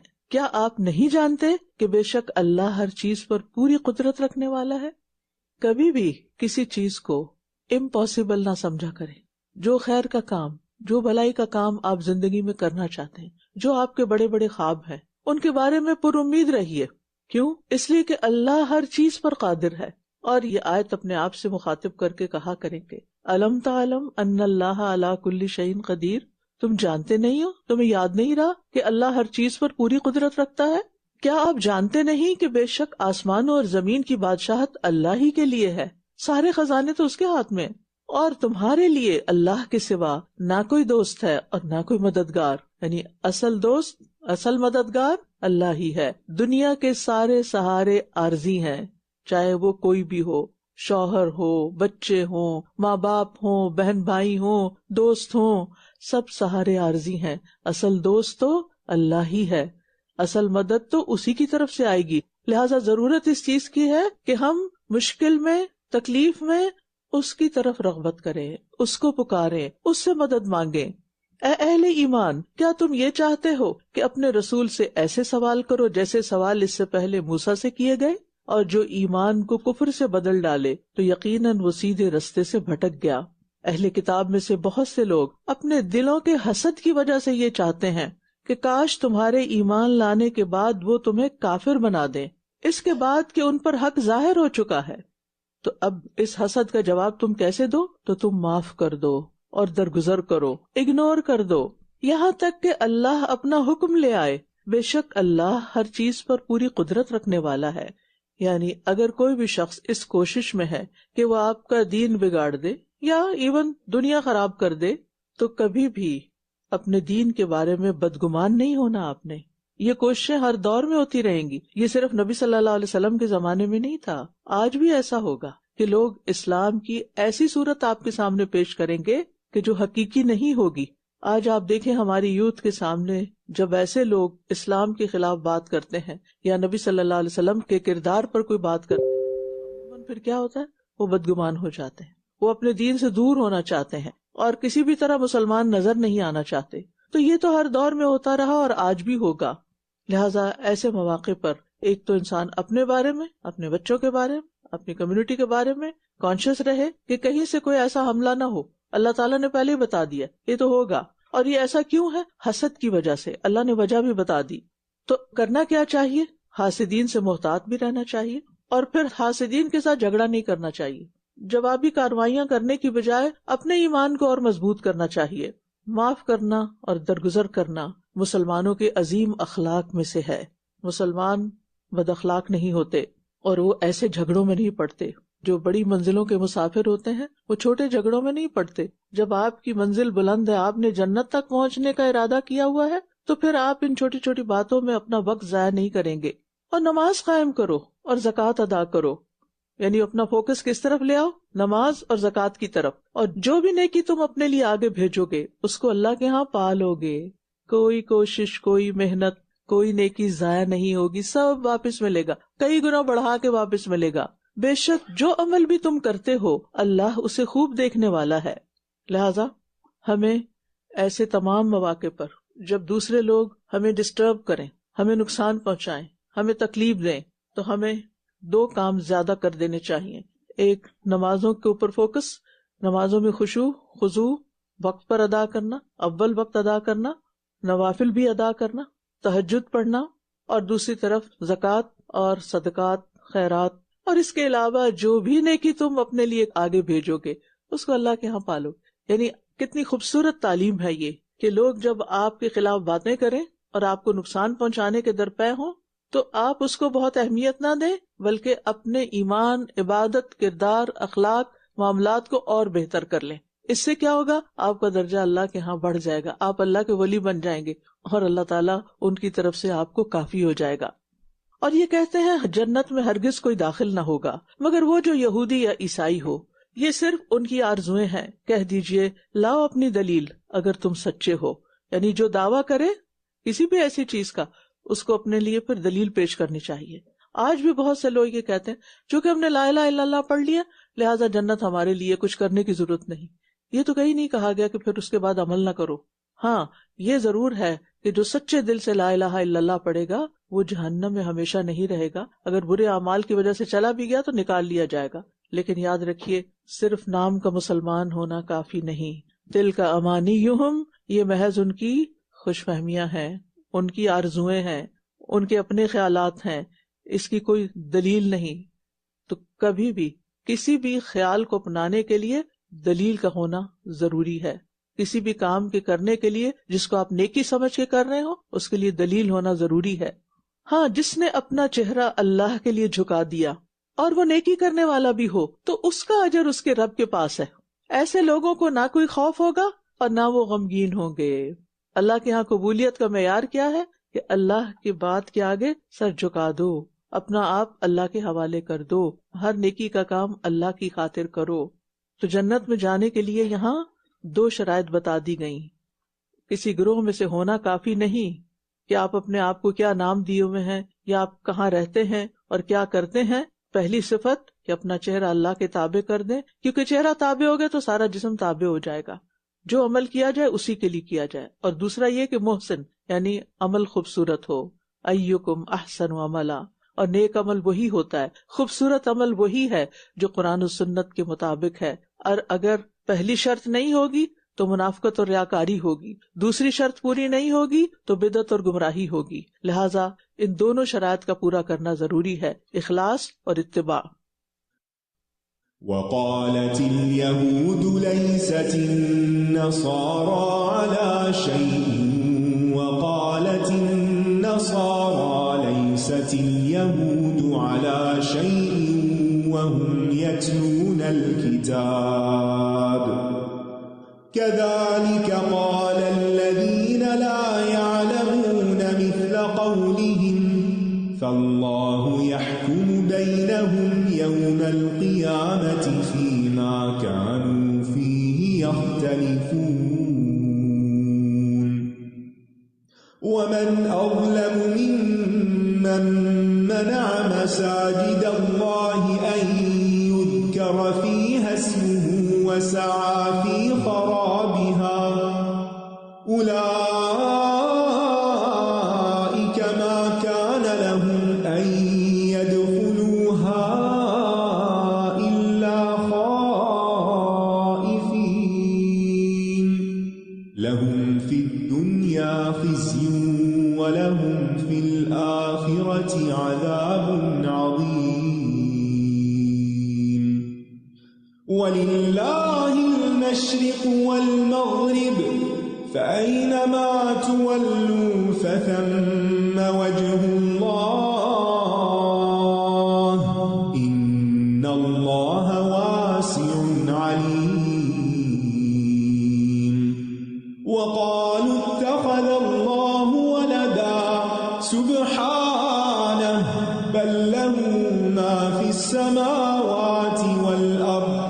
كل له قانتون بديع السماوات والأرض وإذا قضى أمرا فإنما يقول له كن فيكون وقال الذين لا يعلمون لولا يكلمنا الله أو تأتينا آية كذلك قال الذين من قبلهم مثل قولهم تشابهت قلوبهم قد بينا الآيات لقوم يوقنون إنا أرسلناك بالحق بشيرا ونذيرا ولا تسأل عن أصحاب الجحيم ولن ترضى عنك اليهود ولا النصارى حتى تتبع ملتهم قل إن هدى الله هو الهدى ولئن اتبعت أهواءهم بعد الذي جاءك من العلم ما لك من الله من ولي ولا نصير الذين آتيناهم الكتاب يتلونه حق تلاوته أولئك يؤمنون به ومن يكفر به فأولئك هم الخاسرون. اور یہودی کہتے ہیں کہ عیسائی کسی چیز پر نہیں، اور عیسائی کہتے ہیں کہ یہودی کسی چیز پر نہیں، حالانکہ یہ سب کتاب پڑھتے ہیں. انہی جیسی بات ان لوگوں نے بھی کہی جو کچھ علم نہیں رکھتے. بس قیامت کے دن اللہ ان کے درمیان اس معاملے میں فیصلہ کر دے گا جس میں یہ اختلاف کیا کرتے تھے. اور اس سے بڑھ کر ظالم اور کون ہوگا جو اللہ کی مسجدوں میں اس کا نام ذکر کیے جانے سے روکے اور ان کی ویرانی کے لیے کوشاں ہو. ان لوگوں کو زیب نہیں دیتا کہ وہ ان میں داخل ہوں، مگر ڈرتے ہوئے ان کے لیے دنیا میں بھی رسوائی ہے اور آخرت میں بھی ان کے لیے بہت بڑا عذاب ہے. اللہ کی مسجدیں قابل احترام ہوتی ہیں، ہر مسجد کا احترام ہم پر لازم ہے. اور پھر اس احترام میں سب سے بڑی بات یہ ہے کہ اس میں اللہ کی اطاعت کے کام کیے جائیں. وہ جس مقصد کے لیے بنی ہے ان میں وہی کام کیا جائے، کچھ اور نہ کیا جائے. اور اس میں بہترین رہنمائی ہمیں رسول اللہ صلی اللہ علیہ وسلم سے ملتی ہے کہ آپ نے مسجد میں کیا کیا کام کیے اور کن کن کاموں سے روکا. اور پھر اس بات سے ڈرنا چاہیے کہ کسی کو مسجد سے بھگا دیا جائے یا مسجد کو کسی اپنے عمل کی وجہ سے ویران کیا جائے، یعنی اللہ کے گھروں میں اس کی اطاعت میں سے کسی اطاعت کے روکنے کا سبب نہ بنے. اور یہ سب سے سنگین ظلم ہے. اس سلسلے میں یہ کہنا چاہوں گی کہ بعض اوقات جو مسجد میں آنے والے بزرگ حضرات ہوتے ہیں جنہوں نے مسجدیں تعمیر کی ہوتی ہیں اور اپنا مال جان وقت لگایا ہوتا ہے، وہ ایک طرح سے مسجدوں کو پوزیس کر لیتے ہیں کہ یہ اب ہماری جیسے پراپرٹی ہو، اور اگر کوئی اس میں ذرا بھی ہماری مرضی کے خلاف کام کرے گا تو اس کو کک آؤٹ کر دیا جائے. یہی وجہ ہے کہ بعض اوقات مساجد کے بورڈ میں آپس میں بہت سے اختلافات ہوتے ہیں جس کی وجہ سے لوگ مسجدوں میں جانا ہی چھوڑ دیتے ہیں. اور اسی طرح یہ بھی ہوتا ہے کہ ینگر جنریشن اگر پراپر ڈریس میں نہیں آئی یا پھر ان کو نماز کا طریقہ نہیں آتا یا وہ کسی ایسی ایکٹیویٹی میں ہے جو مسجد میں نہیں ہونی چاہیے تو اس میں نصیحت کرنے میں احتیاط سے کام نہیں لیتے، بعضوں کا ڈانٹ ڈپٹ کر دیتے ہیں، بعضوں کا سب کے سامنے بے عزتی کر دیتے ہیں. ان چیزوں سے بہت پرہیز کرنے کی ضرورت ہے کیونکہ یہ مسجدوں سے روکنے کا سبب بن جاتا ہے. بچے دوبارہ نہیں آتے اور آپ سوچئے اگر بڑی جنریشن چلی جاتی ہے تو بعد میں کیا ہوگا؟ کہیں ایسا نہ ہو کہ چرچز کی طرح مسجدیں بھی سیل پر لگا دی جائیں. اللہ نہ کرے کہ کبھی ایسا ہو، لیکن اگر مسجدیں آباد نہ ہوئیں، ویران ہو گئیں تو پھر ان کا کیا مصرف ہوگا. اور مشرق اور مغرب تو اللہ ہی کے ہیں، لہٰذا جس طرف بھی تم رخ کرو گے بس وہیں اللہ کا چہرہ ہے. بے شک اللہ وسعت والا، بہت علم والا ہے. اس سے پتہ چلتا ہے کہ خاص حالتوں میں قبلے کی پابندی ختم ہو جاتی ہے اور وہ اس وقت جب بہت دشوار ہو کہ قبلے کا رخ معلوم کیا جا سکے بادلوں وغیرہ کی وجہ سے، یا دشمن کا خوف ہو، یا کسی بھی اور ایسی ریزن سے جب قبلے کا پتہ ہی نہ چلے، تو پھر نماز نہیں چھوڑنی، جس طرف بھی رخ ہو نماز پڑھ لی جائے، کیونکہ ساری سمتیں ہیں تو اللہ ہی کی. اور خاص طور پر حالت جنگ میں جدھر بھی رخ ہو نماز ادا کر لینی چاہیے. نفل نماز سواری پہ ادا کی جا سکتی ہے اگرچہ سواری کا رخ کہیں اور بھی ہو جائے، یعنی وہ قبلے سے مڑ بھی جائے، لیکن فرض نماز نہیں. بعض لوگ گھروں سے نکل کے گاڑیوں میں نماز پڑھ رہے ہوتے ہیں اور فرض نماز تک پڑھ رہے ہوتے ہیں. فرض نماز کے لیے قیام بھی ضروری ہے اور سجدہ بھی ضروری ہے، اسے گاڑی میں نہیں پڑھنا چاہیے. کہیں نہ کہیں گاڑی روک کر اتر کر پراپر نماز پڑھنی چاہیے، اور قبلہ رخ بھی ہونا چاہیے. آج کے دور میں تو ہر بندے کے پاس سیل فون ہے اور اس میں آسانی کے ساتھ قبلے کا رخ معلوم کیا جا سکتا ہے. لیکن سواریوں پر نفل پڑھنے کی سنت کو زندہ کریں، کیونکہ یہ نبی صلی اللہ علیہ وسلم کی سنت ہے.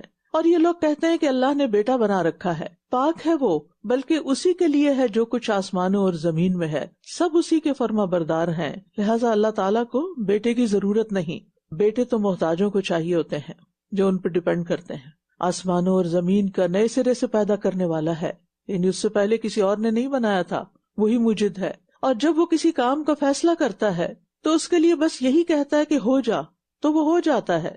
اور وہ لوگ جو علم نہیں رکھتے کہتے ہیں کہ اللہ ہم سے کلام کیوں نہیں کرتا، یا ہمارے پاس کوئی نشانی کیوں نہیں آتی.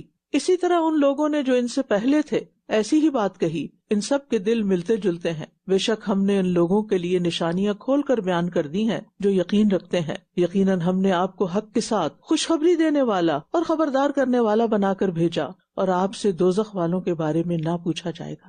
یعنی آپ نے اپنا فرض ادا کر دیا، اب کوئی آپ کے راستے پہ نہیں چلتا اور جہنم کے راستے پہ چلتا ہے تو آپ اس کے ذمہ دار نہیں. اور یہود و نصارہ آپ سے ہرگز راضی نہ ہوں گے، کبھی خوش نہیں ہوں گے جب تک آپ ان کی ملت کی پیروی نہ کریں، ان کے طریقے اختیار نہ کر لیں. کہہ دیجئے کہ بے شک اللہ کی ہدایت ہی اصل ہدایت ہے. جو شخص ہدایت پہ چلنا چاہتا ہے اس کو پھر کتاب و سنت کو فالو کرنا ہوگا. اور اگر علم آ جانے کے بعد آپ نے ان کی خواہشات کی پیروی کی تو آپ کے لیے اللہ سے بچانے والا نہ کوئی دوست ہوگا اور نہ کوئی مددگار. نبی صلی اللہ علیہ وسلم ایسا کرنے والے نہیں تھے، لیکن آپ کو خطاب کر کے یہ بات اس لیے کی گئی کہ پھر کسی کی بھی بچت نہیں.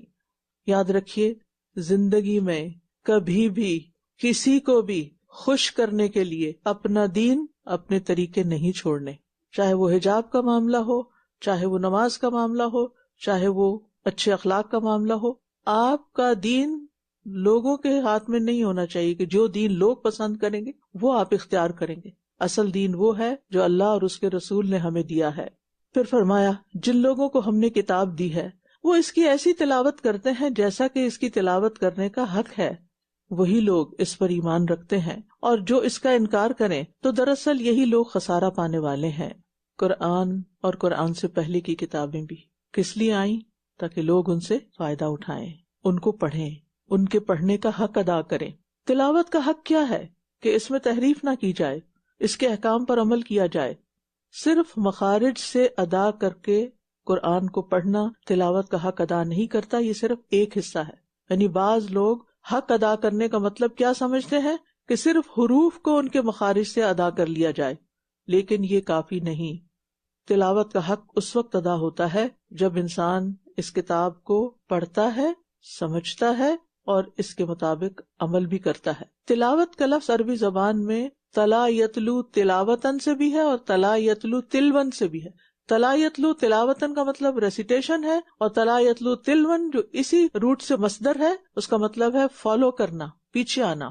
جاء زید یتلوہ خالد، زید آیا اس کے پیچھے پیچھے خالد بھی آ گیا. یعنی قرآن کو اپنا امام بنانا ہے، اس کو اپنے سامنے رکھنا ہے اور اس کو فالو کرنا ہے، اس کے پیچھے پیچھے چلنا ہے. وہ جدھر آپ کو لے جائے ادھر مڑ جانا ہے، اور اس کو چھوڑ کے کوئی اور راستہ نہیں اختیار کرنا ورنہ بھٹک جائیں گے. یا بنی اسرائیل اذکروا نعمتی التي انعمت علیکم وانی فضلتکم علی العالمین واتقوا یوما لا تجزی نفس عن نفس شیئا ولا يقبل منها عدل ولا شفاعة ولا هم ينصرون وإذ ابتلى إبراهيم ربه بكلمات فأتمهن قال إني جاعلك للناس إماما قال ومن ذريتي قال لا ينال عهد الظالمين وإذ جعلنا البيت مثابة للناس وأمنا واتخذوا من مقام إبراهيم مصلى وعهدنا إلى إبراهيم وإسماعيل أن طهرا بيتي للطائفين والعاكفين والركع السجود وإذ قال إبراهيم رب اجعل هذا بلدا آمنا وارزق أهله من الثمرات من آمن منهم بالله واليوم الآخر قال ومن كفر فأمتعه قليلا ثم أضطره إلى عذاب النار وبئس المصير وإذ يرفع إبراهيم القواعد من البيت وإسماعيل ربنا تقبل منا إنك أنت السميع العليم ربنا واجعلنا مسلمين لك ومن ذريتنا أمة مسلمة لك وأرنا مناسكنا وتب علينا إنك أنت التواب الرحيم ربنا وابعث فيهم رسولا منهم يتلو عليهم آياتك ويعلمهم الكتاب والحكمة ويزكيهم إنك أنت العزيز الحكيم۔ اے بنی اسرائیل، میری اس نعمت کو یاد کرو جو میں نے تم پر انعام کی تھی، اور بے شک میں نے تمہیں تمام جہان والوں پر فضیلت بخشی تھی۔ کسی کو اللہ تعالیٰ چن لے اپنے دین کی خدمت کے لیے، لوگوں کی رہنمائی کے لیے، تو اس سے بڑا انعام اس کے لیے اور کیا ہو سکتا ہے۔ اللہ نے بنی اسرائیل کو بحیثیت قوم اس کام کے لیے چنا تھا، لیکن جب انہوں نے یہ کام نہیں کیا تو یہ فضیلت کس کو دی گئی؟ امت محمد صلی اللہ علیہ وسلم کو۔ لیکن یہ فضیلت اسی وقت کے لیے ہے اگر امت اس کام کو کرے گی، تو صرف نام سے بات نہیں بنے گی جب تک کہ وہ کام نہیں کریں گے جس کے لیے اللہ نے چنا۔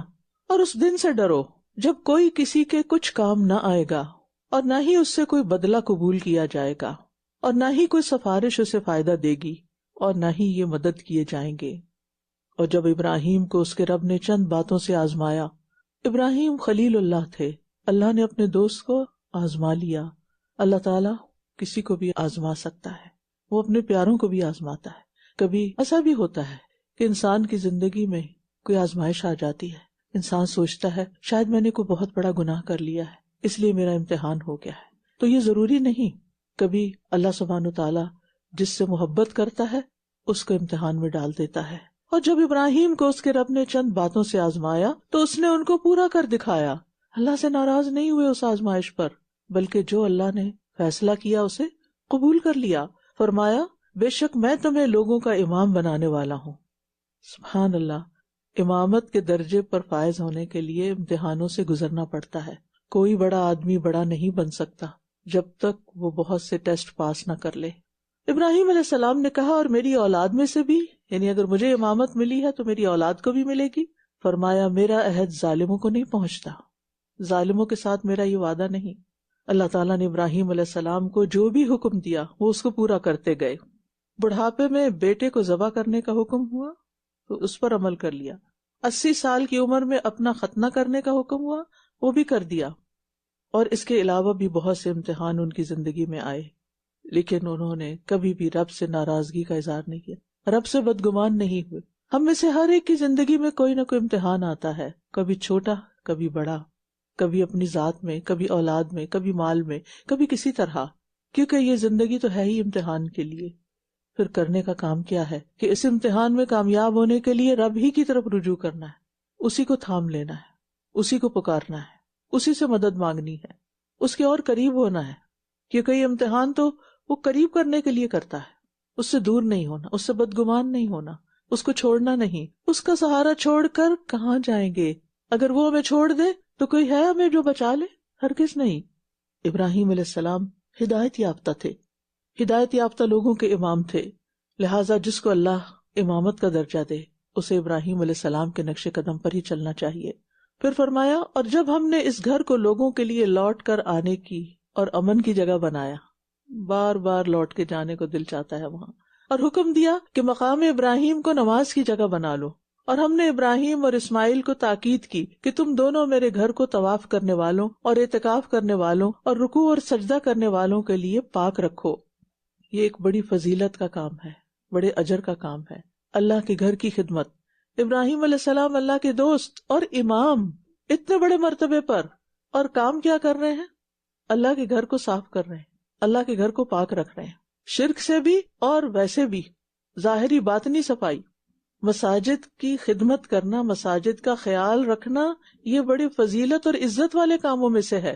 چاہے ان کی صفائی کی جائے، چاہے ان میں روشنی کا انتظام کیا جائے، چاہے ان کو نمازوں سے اور عبادتوں سے، اعتکاف سے، نوافل سے آباد کیا جائے، یہ سب کچھ اللہ کے ہاں بڑی قدر رکھتا ہے. لہٰذا اس کی نیت رکھا کریں کہ کسی نہ کسی طریقے سے میں کوئی نہ کوئی خدمت مسجد کی ضرور کروں گی. یاد رکھیے وہ خاتون جو مسجد کی صفائی کرتی تھی، جب ایک دن نظر نہ آئی، پتہ چلا کہ فوت ہو گئی ہے اور صحابہ نے رات کو ہی دفنا دیا، تو آپ نے فرمایا مجھے اس کی قبر پہ لے چلو، اور آپ نے وہاں جنازہ پڑھا، اس کے لیے دعائیں کی. یہ معمولی کام نہیں تھا. یہ ہمارے خود ساختہ خیالات ہیں، کسی کام کو بہت عزت کا کام سمجھ لیتے ہیں اور کسی کو معمولی سمجھ لیتے ہیں. بعض معمولی کام، چھوٹی نیکیاں، چھپی ہوئی نیکیاں، اللہ کی پسند کی نیکیاں میزان کو بڑا بھاری کر دیں گی.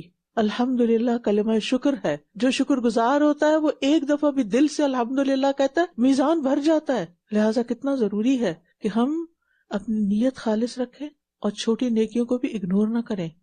اور جب ابراہیم نے کہا اے میرے رب اس جگہ کو ایک پرامن شہر بنا دے، اور اس کے رہنے والوں میں سے جو اللہ اور یوم آخرت پر ایمان لائیں ان کو پھلوں سے رزق عطا فرما، فرمایا اور جس نے کفر کیا تو میں اس کو بھی تھوڑا سا فائدہ دوں گا، پھر اس کو آگ کے عذاب کی طرف دھکیل لے جاؤں گا، اور وہ لوٹنے کی بہت بری جگہ ہے.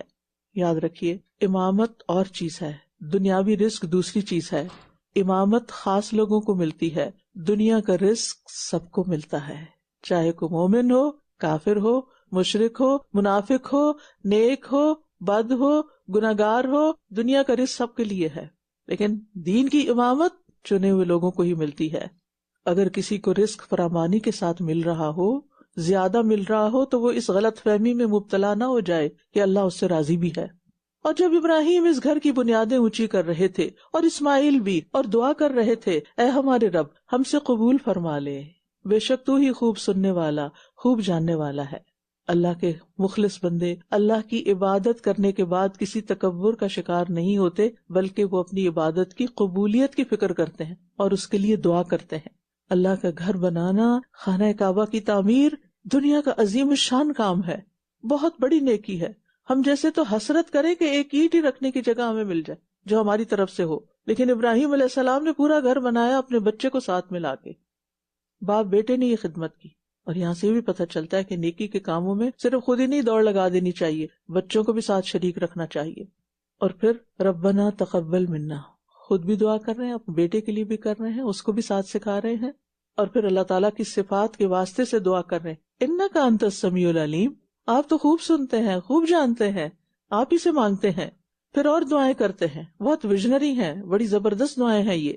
اے ہمارے رب، ہم دونوں کو اپنا فرما بردار بنا لے، اور ہماری اولاد میں سے بھی ایک ایسی امت اٹھا جو تیری فرما بردار ہو، اور ہمیں عبادت کے طریقے دکھا، اور ہماری توبہ قبول فرما، بے شک تو بہت توبہ قبول کرنے والا، نہایت رحم کرنے والا ہے۔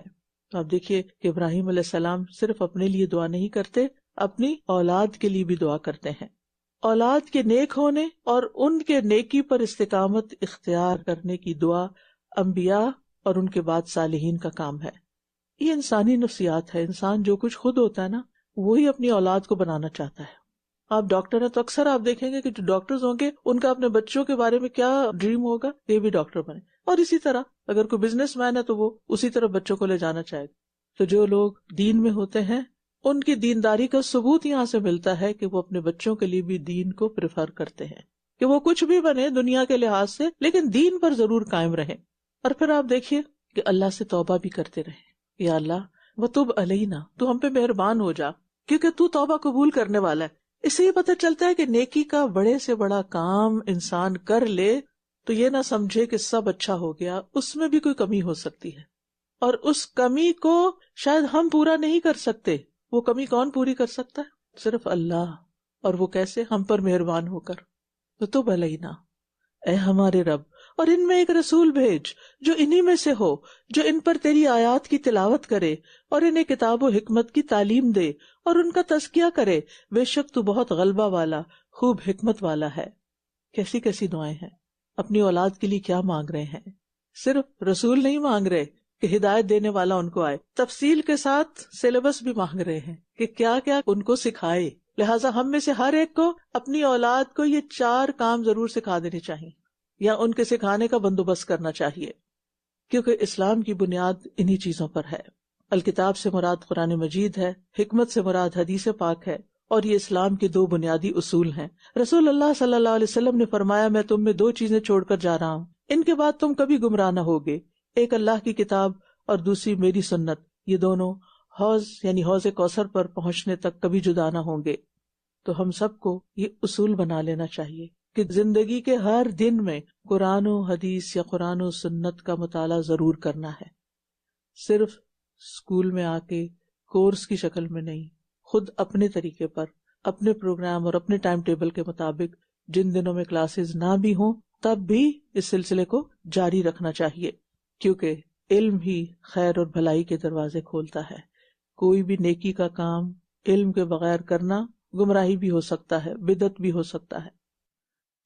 وَمَن يَرْغَبُ عَن مِّلَّةِ إِبْرَاهِيمَ إِلَّا مَن سَفِهَ نَفْسَهُ وَلَقَدِ اصْطَفَيْنَاهُ فِي الدُّنْيَا وَإِنَّهُ فِي الْآخِرَةِ لَمِنَ الصَّالِحِينَ إِذْ قَالَ لَهُ رَبُّهُ أَسْلِمْ قال أسلمت لرب العالمين ووصى بها إبراهيم بنيه ويعقوب يا بني إن الله اصطفى لكم الدين فلا تموتن إلا وأنتم مسلمون أَمْ كُنْتُمْ شُهَدَاءَ إِذْ حَضَرَ يَعْقُوبَ الْمَوْتُ إِذْ قَالَ لِبَنِيهِ مَا تَعْبُدُونَ مِنْ بَعْدِي قَالُوا نَعْبُدُ إِلَٰهَكَ وَإِلَٰهَ آبَائِكَ إِبْرَاهِيمَ وَإِسْمَاعِيلَ وَإِسْحَاقَ إِلَٰهًا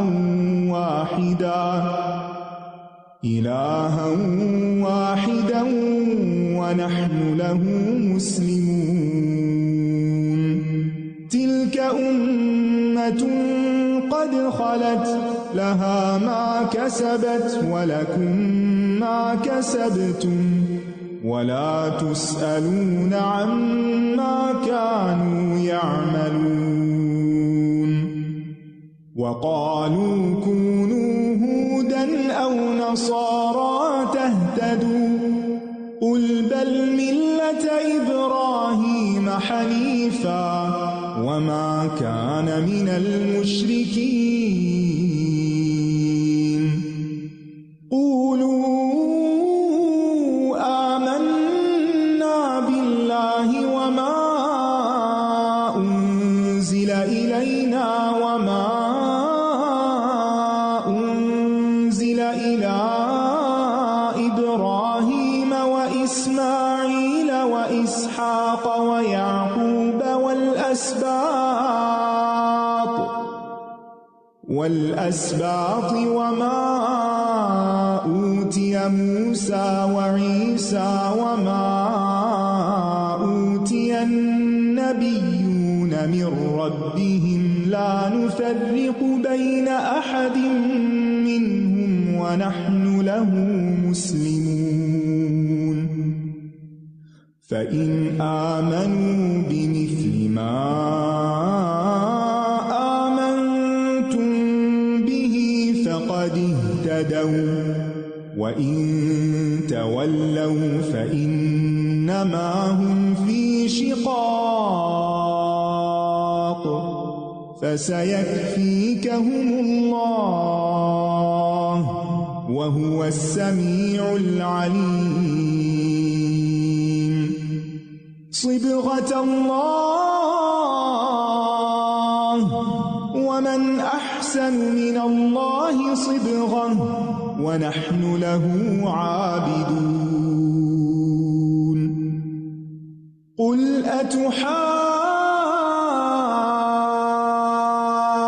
أتحاجوننا في الله وهو ربنا وربكم ولنا أعمالنا ولكم أعمالكم ونحن له مخلصون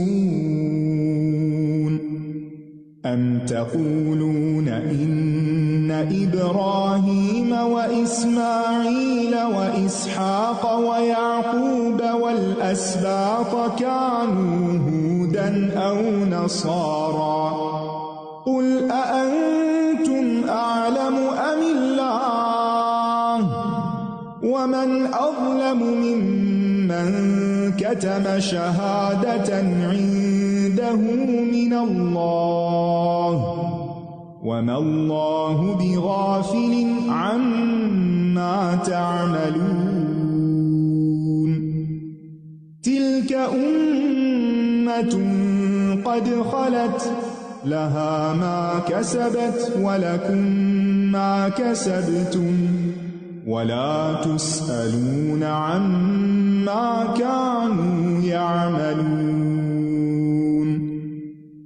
اور کون ہے جو ابراہیم کے طریقے سے بے رغبتی کرے، اس سے منہ موڑ جائے، سوائے اس کے جس نے خود کو حماقت میں مبتلا کر لیا ہو۔ اصل احمق وہ ہیں جو اس طریقے کو چھوڑنے والے ہیں، اس طریقے کو اختیار کرنے والے سفہا نہیں ہیں، احمق نہیں ہیں۔ اور ہم نے اس کو دنیا میں چن لیا تھا، اللہ کا چنا ہوا بندہ، اس کے طریقے کو فالو کرو، اور یقیناً آخرت میں بھی وہ ضرور صالحین میں سے ہوگا۔ تو یہ ہیں اصل کامیاب لوگ جن کی پیروی کرنا چاہیے، جنہوں نے اپنے آپ کو یکسو کر کے اللہ کی عبادت کے لیے وقف کیا اور مکمل طور پر اس کے تابع فرما رہے۔ جب اس کے رب نے اس سے فرمایا فرما بردار ہو جا، تو اس نے کہا میں تمام جہانوں کے رب کے لیے فرما بردار ہو گیا، یعنی جو وہ کہے گا میں مانوں گا، اور مانے بھی کیوں نہ، وہ رب ہے نا، اس کی چھوڑ کر اپنی خواہش کی مانے، لوگوں کی مانے، یہ حماقت کی بات ہے۔ تو ابراہیم علیہ السلام اس سے پاک تھے، اور اسی بات کی وصیت، یعنی جو انہوں نے خود کیا، اسی بات کی وصیت ابراہیم اور یعقوب نے اپنے بیٹوں کو کی، بچوں کے لیے بھی وہی پسند کیا۔ اے میرے بیٹو، بے شک اللہ نے تمہارے لیے یہ دین چن لیا ہے، بس تمہیں ہرگز موت نہ آئے مگر اس حال میں کہ تم فرما بردار ہو، تمہارا انجام اچھا ہو، اللہ کی اطاعت اور فرما برداری کرتے ہوئے دنیا سے جاؤ۔ انسان کب حالت اسلام پر فوت ہو سکتا ہے؟ جب وہ ہمیشہ اطاعت گزار رہے، کیونکہ موت کا وقت تو کسی کو نہیں معلوم۔ کبھی کوئی کوتاہی ہو تو فوراً توبہ کر لینی چاہیے، کیونکہ موت تو کبھی بھی آ سکتی ہے، اور اپنی اولاد کی آخری وقت تک فکر کرنی چاہیے۔ یہ وصیت کب کی جا رہی تھی؟ موت کے وقت۔ اور انما الاعمال بالخواتیم، اعمال کا اعتبار خاتمے پر موقوف ہے، اور ہمیں حالت اسلام میں فوت ہونے کی دعا بھی مانگنی چاہیے، جیسے یوسف علیہ السلام نے مانگی تھی، توفنی مسلمن والحقنی بالصالحین۔ یہ ہماری سب سے بڑی تمنا ہونی چاہیے کہ اللہ حالت اسلام میں فوت ہو، ہم بھی، ہمارے بچے بھی، اور ہمارے بچے ہم سے بہتر مسلمان ہوں، اور ان کے بچے اس سے بھی اچھے مسلمان ہوں، اور ہمیں دنیا میں بھی صالحین کا ساتھ ملے اور آخرت میں بھی صالحین کے ساتھ ہوں۔ یاد رکھیے، اللہ سبحانہ وتعالیٰ آخری وقت میں اسی چیز کی توفیق دیتا ہے جس کی انسان زندگی بھر کوشش کرتا رہتا ہے، جو اس کی اصل خواہش اور تمنا ہوتی، جو اس کے اندر کی بات ہوتی، جو اس کے دل کی بات ہوتی ہے۔ کیا تم اس وقت موجود تھے جب یعقوب کی موت کا وقت آیا، جب اس نے اپنے بیٹوں سے پوچھا تم میرے بعد کس کی عبادت کرو گے؟ انہوں نے سوال کیا، میرے بعد کس کی عبادت کرو گے؟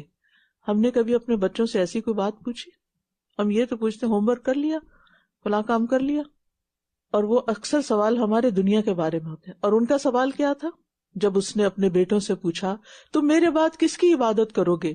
انہوں نے کہا ہم آپ کے معبود کی اور آپ کے باپ دادا ابراہیم اور اسماعیل اور اسحاق کے معبود کی عبادت کریں گے جو ایک ہی معبود ہے، یعنی ہم سب کا ایک ہی معبود ہے اور ہم اسی کے فرما بردار ہیں۔ کتنے سکون سے رخصت ہوئے ہوں گے جب انہوں نے اپنے بچوں کی زبان سے یہ بات سنی ہوگی۔ وہ ایک جماعت تھی جو گزر چکی، اس کے لیے وہ ہے جو اس نے کمایا، اور تمہارے لیے وہ ہے جو تم نے کمایا۔ ان کی نیکیاں ہمارے کام نہیں آ سکتی، ہمیں اپنے لیے خود کچھ کمانا ہے، اور تم سے اس بارے میں سوال نہیں کیا جائے گا جو وہ کیا کرتے تھے۔ ہر ایک سے سوال اس کے اپنے اعمال کے بارے میں ہوگا۔ اور یہ کہتے ہیں تم یہودی یا عیسائی ہو جاؤ تو ہدایت پا جاؤ گے۔ فرقہ وارانہ نام، اللہ نے کسی کو یہودی نہیں پیدا کیا نہ عیسائی، یہ نام لوگوں نے خود اپنے لیے چوز کر لیے، خود رکھے۔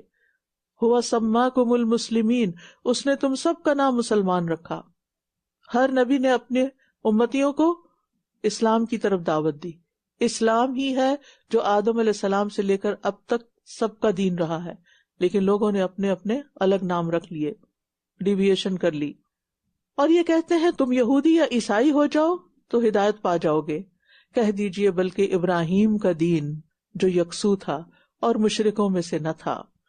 تم سب کہو ہم اللہ پر ایمان لائے اور اس پر جو ہماری طرف نازل کیا گیا، اور اس پر بھی جو ابراہیم اور اسماعیل اور اسحاق اور یعقوب اور اس کی اولاد کی طرف نازل کیا گیا، یعنی ان سب کی طرف بھی اللہ تعالیٰ کی طرف سے ہدایات آئی تھیں، اور جو موسیٰ اور عیسیٰ کو دیا گیا، اور جو تمام انبیاء کو ان کے رب کی طرف سے دیا گیا۔ ہم ان میں سے کسی ایک کے درمیان کچھ بھی فرق نہیں کرتے، اور ہم اسی کے فرما بردار ہیں۔ یعنی یہ سب اللہ کے نبی تھے، ہم ان کو نبی مانتے ہیں، رسول مانتے ہیں۔ پھر اگر یہ بھی اسی طرح ایمان لے آئیں جیسے تم ایمان لائے ہو تو یقیناً یہ ہدایت پا گئے، اور اگر یہ منہ پھیر لیں تو بے شک یہ مخالفت پر تل گئے ہیں۔ بس ان قریب ان کے مقابلے میں اللہ آپ کو کافی ہو جائے گا۔ آپ ان کی مخالفت کی پرواہ نہ کریں۔ ایمان کا معیار تو انبیاء کے ایمان والا ہے، صحابہ کے ایمان والا ہے۔ اس ایمان پر کبھی بھی کمپرومائز نہیں کرنا چاہیے، اور اگر کوئی مخالفت کرے تو معاملہ اللہ کے حوالے کر دینا چاہیے۔ اللہ آپ کو بچائے گا، اور وہ خوب سننے والا، خوب جاننے والا ہے۔ وہ سب دیکھ رہا ہے کہ کون کیا کہہ رہا ہے، کس کو کیا کہا جا رہا ہے، اور جو سننے والا ہے اس کا ری ایکشن کیا ہے۔ صبغۃ اللہ، اللہ کا رنگ، یعنی اللہ کا دین، اور اللہ سے بہتر رنگ کس کا ہو سکتا ہے؟ اور ہم تو صرف اسی کی عبادت کرنے والے ہیں۔ کہہ دیجئے کیا تم اللہ کے بارے میں ہم سے جھگڑتے ہو، حالانکہ وہی ہمارا اور تمہارا رب ہے، اور ہمارے لیے ہمارے اعمال ہیں اور تمہارے لیے تمہارے اعمال، اور ہم تو اسی کے لیے مخلص ہیں، اس کے وفادار ہیں۔ اللہ کے لیے مخلص ہونے کا مطلب کیا ہے؟ کہ ہر ملاوٹ کے بغیر اللہ کے دین کو قبول کیا جائے، مخلوق سے کٹ کر خالق کی طرف رخ کیا جائے۔ کیا تم کہتے ہو کہ ابراہیم اور اسماعیل اور اسحاق اور یعقوب اور اس کی اولاد یہودی تھے یا عیسائی؟ کہہ دیجئے کیا تم زیادہ جانتے ہو یا اللہ؟ اور اس سے بڑا ظالم اور کون ہوگا جو اس گواہی کو چھپا لے جو اللہ کی طرف سے اس کے پاس ہو، اور جو کچھ تم کرتے ہو اللہ اس سے ہرگز غافل نہیں۔ یہ ایک جماعت تھی جو گزر چکی، انبیاء اور ان کی اولادوں کی جماعت۔ اس کے لیے وہ ہے جو اس نے کمایا، چاہے وہ انبیاء کی اولاد تھے، لیکن ہر ایک کا انجام اس کے عمل کے مطابق ہے. اور تمہارے لیے وہ ہے جو تم نے کمایا. صرف ان کی اولاد ہونا کافی نہیں کہ ہم ان کی نسل سے ہیں.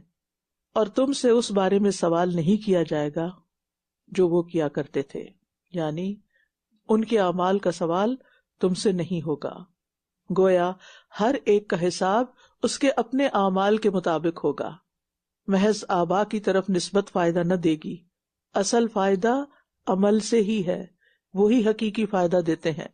رسول اللہ صلی اللہ علیہ وسلم نے فرمایا، اور جس کے عمل نے اسے پیچھے رکھا اس کا نسب اسے تیز نہیں کر سکتا، اسے آگے نہیں بڑھا سکتا. اگر عمل نہیں تو تم چاہے کسی کے بھی بیٹے ہو، کچھ فائدہ نہیں. یہاں پہلا پارہ مکمل ہوا. کیا سیکھا؟ نیکی کے کاموں میں اپنے اولاد اپنے پیاروں کو بھی ساتھ لے کے نیکی چلنا کے کاموں میں اپنے پیاروں کو اپنے ساتھ رکھیے. آپ کی محبت کا سب سے بہترین اظہار کیا ہے؟ آپ کا سب سے بہترین خلوص کیا ہے؟ کہ آپ ان کو اللہ کا فرما بردار بنائیں. جی، قرآن و سنت کے بارے میں کبھی بھی بگاڑ والی بات نہیں کرنی چاہیے. قرآن و سنت کا ادب کرنا ہے اور کسی لفظ کو بھی نہیں بگاڑنا، اور کبھی بھی ایسی کوئی بات نہیں کرنی کہ جس سے ان کے احترام میں کمی ہو. آیت نمبر 110 سے میں نے یہ سیکھا کہ لوگوں کی طرف سے نقصان کی فکر نہ کریں، بلکہ محتاط طریقے سے اپنا کام کرتے رہیں اور اپنا تعلق رب کے ساتھ مضبوط کریں، نماز کے ذریعے اور عمل کے ذریعے. جزاکم اللہ خیرن. کیونکہ رب ہی بڑا ہے نا، ساری طاقت، اختیار، قدرت اس کے پاس ہے. لوگوں کے پاس کیا ہے؟ ان سے کیوں ڈرتے ہیں؟ وہ کیا کر لیں گے؟ زیادہ سے زیادہ کیا کریں گے؟ یعنی جب بھی خوف آئے لوگوں کا تو آپ اپنے آپ سے سوال کیا کریں، اگر وہ مجھ سے ناراض ہو گیا تو کیا ہوگا؟ اچھا مجھے فلاں فائدہ نہیں پہنچا تو کیا فائدہ؟ اس کے ہاتھ میں، وہ تو اللہ دیتا ہے، کوئی بات نہیں، اللہ تعالیٰ کوئی اور سبب بنا دے گا. لیکن لوگوں کے ڈر سے اللہ کی نافرمانی نہیں کرنی. اللہ کے ڈر سے لوگوں کو چھوڑا جا سکتا ہے، لیکن اللہ سبحانہ وتعالیٰ کا راستہ چھوڑ کر تو خسارہ ہی خسارہ ہے. چلیے ہم آگے چلتے ہیں. سيقول السفهاء من الناس ما ولاهم عن قبلتهم التي كانوا عليها قل لله المشرق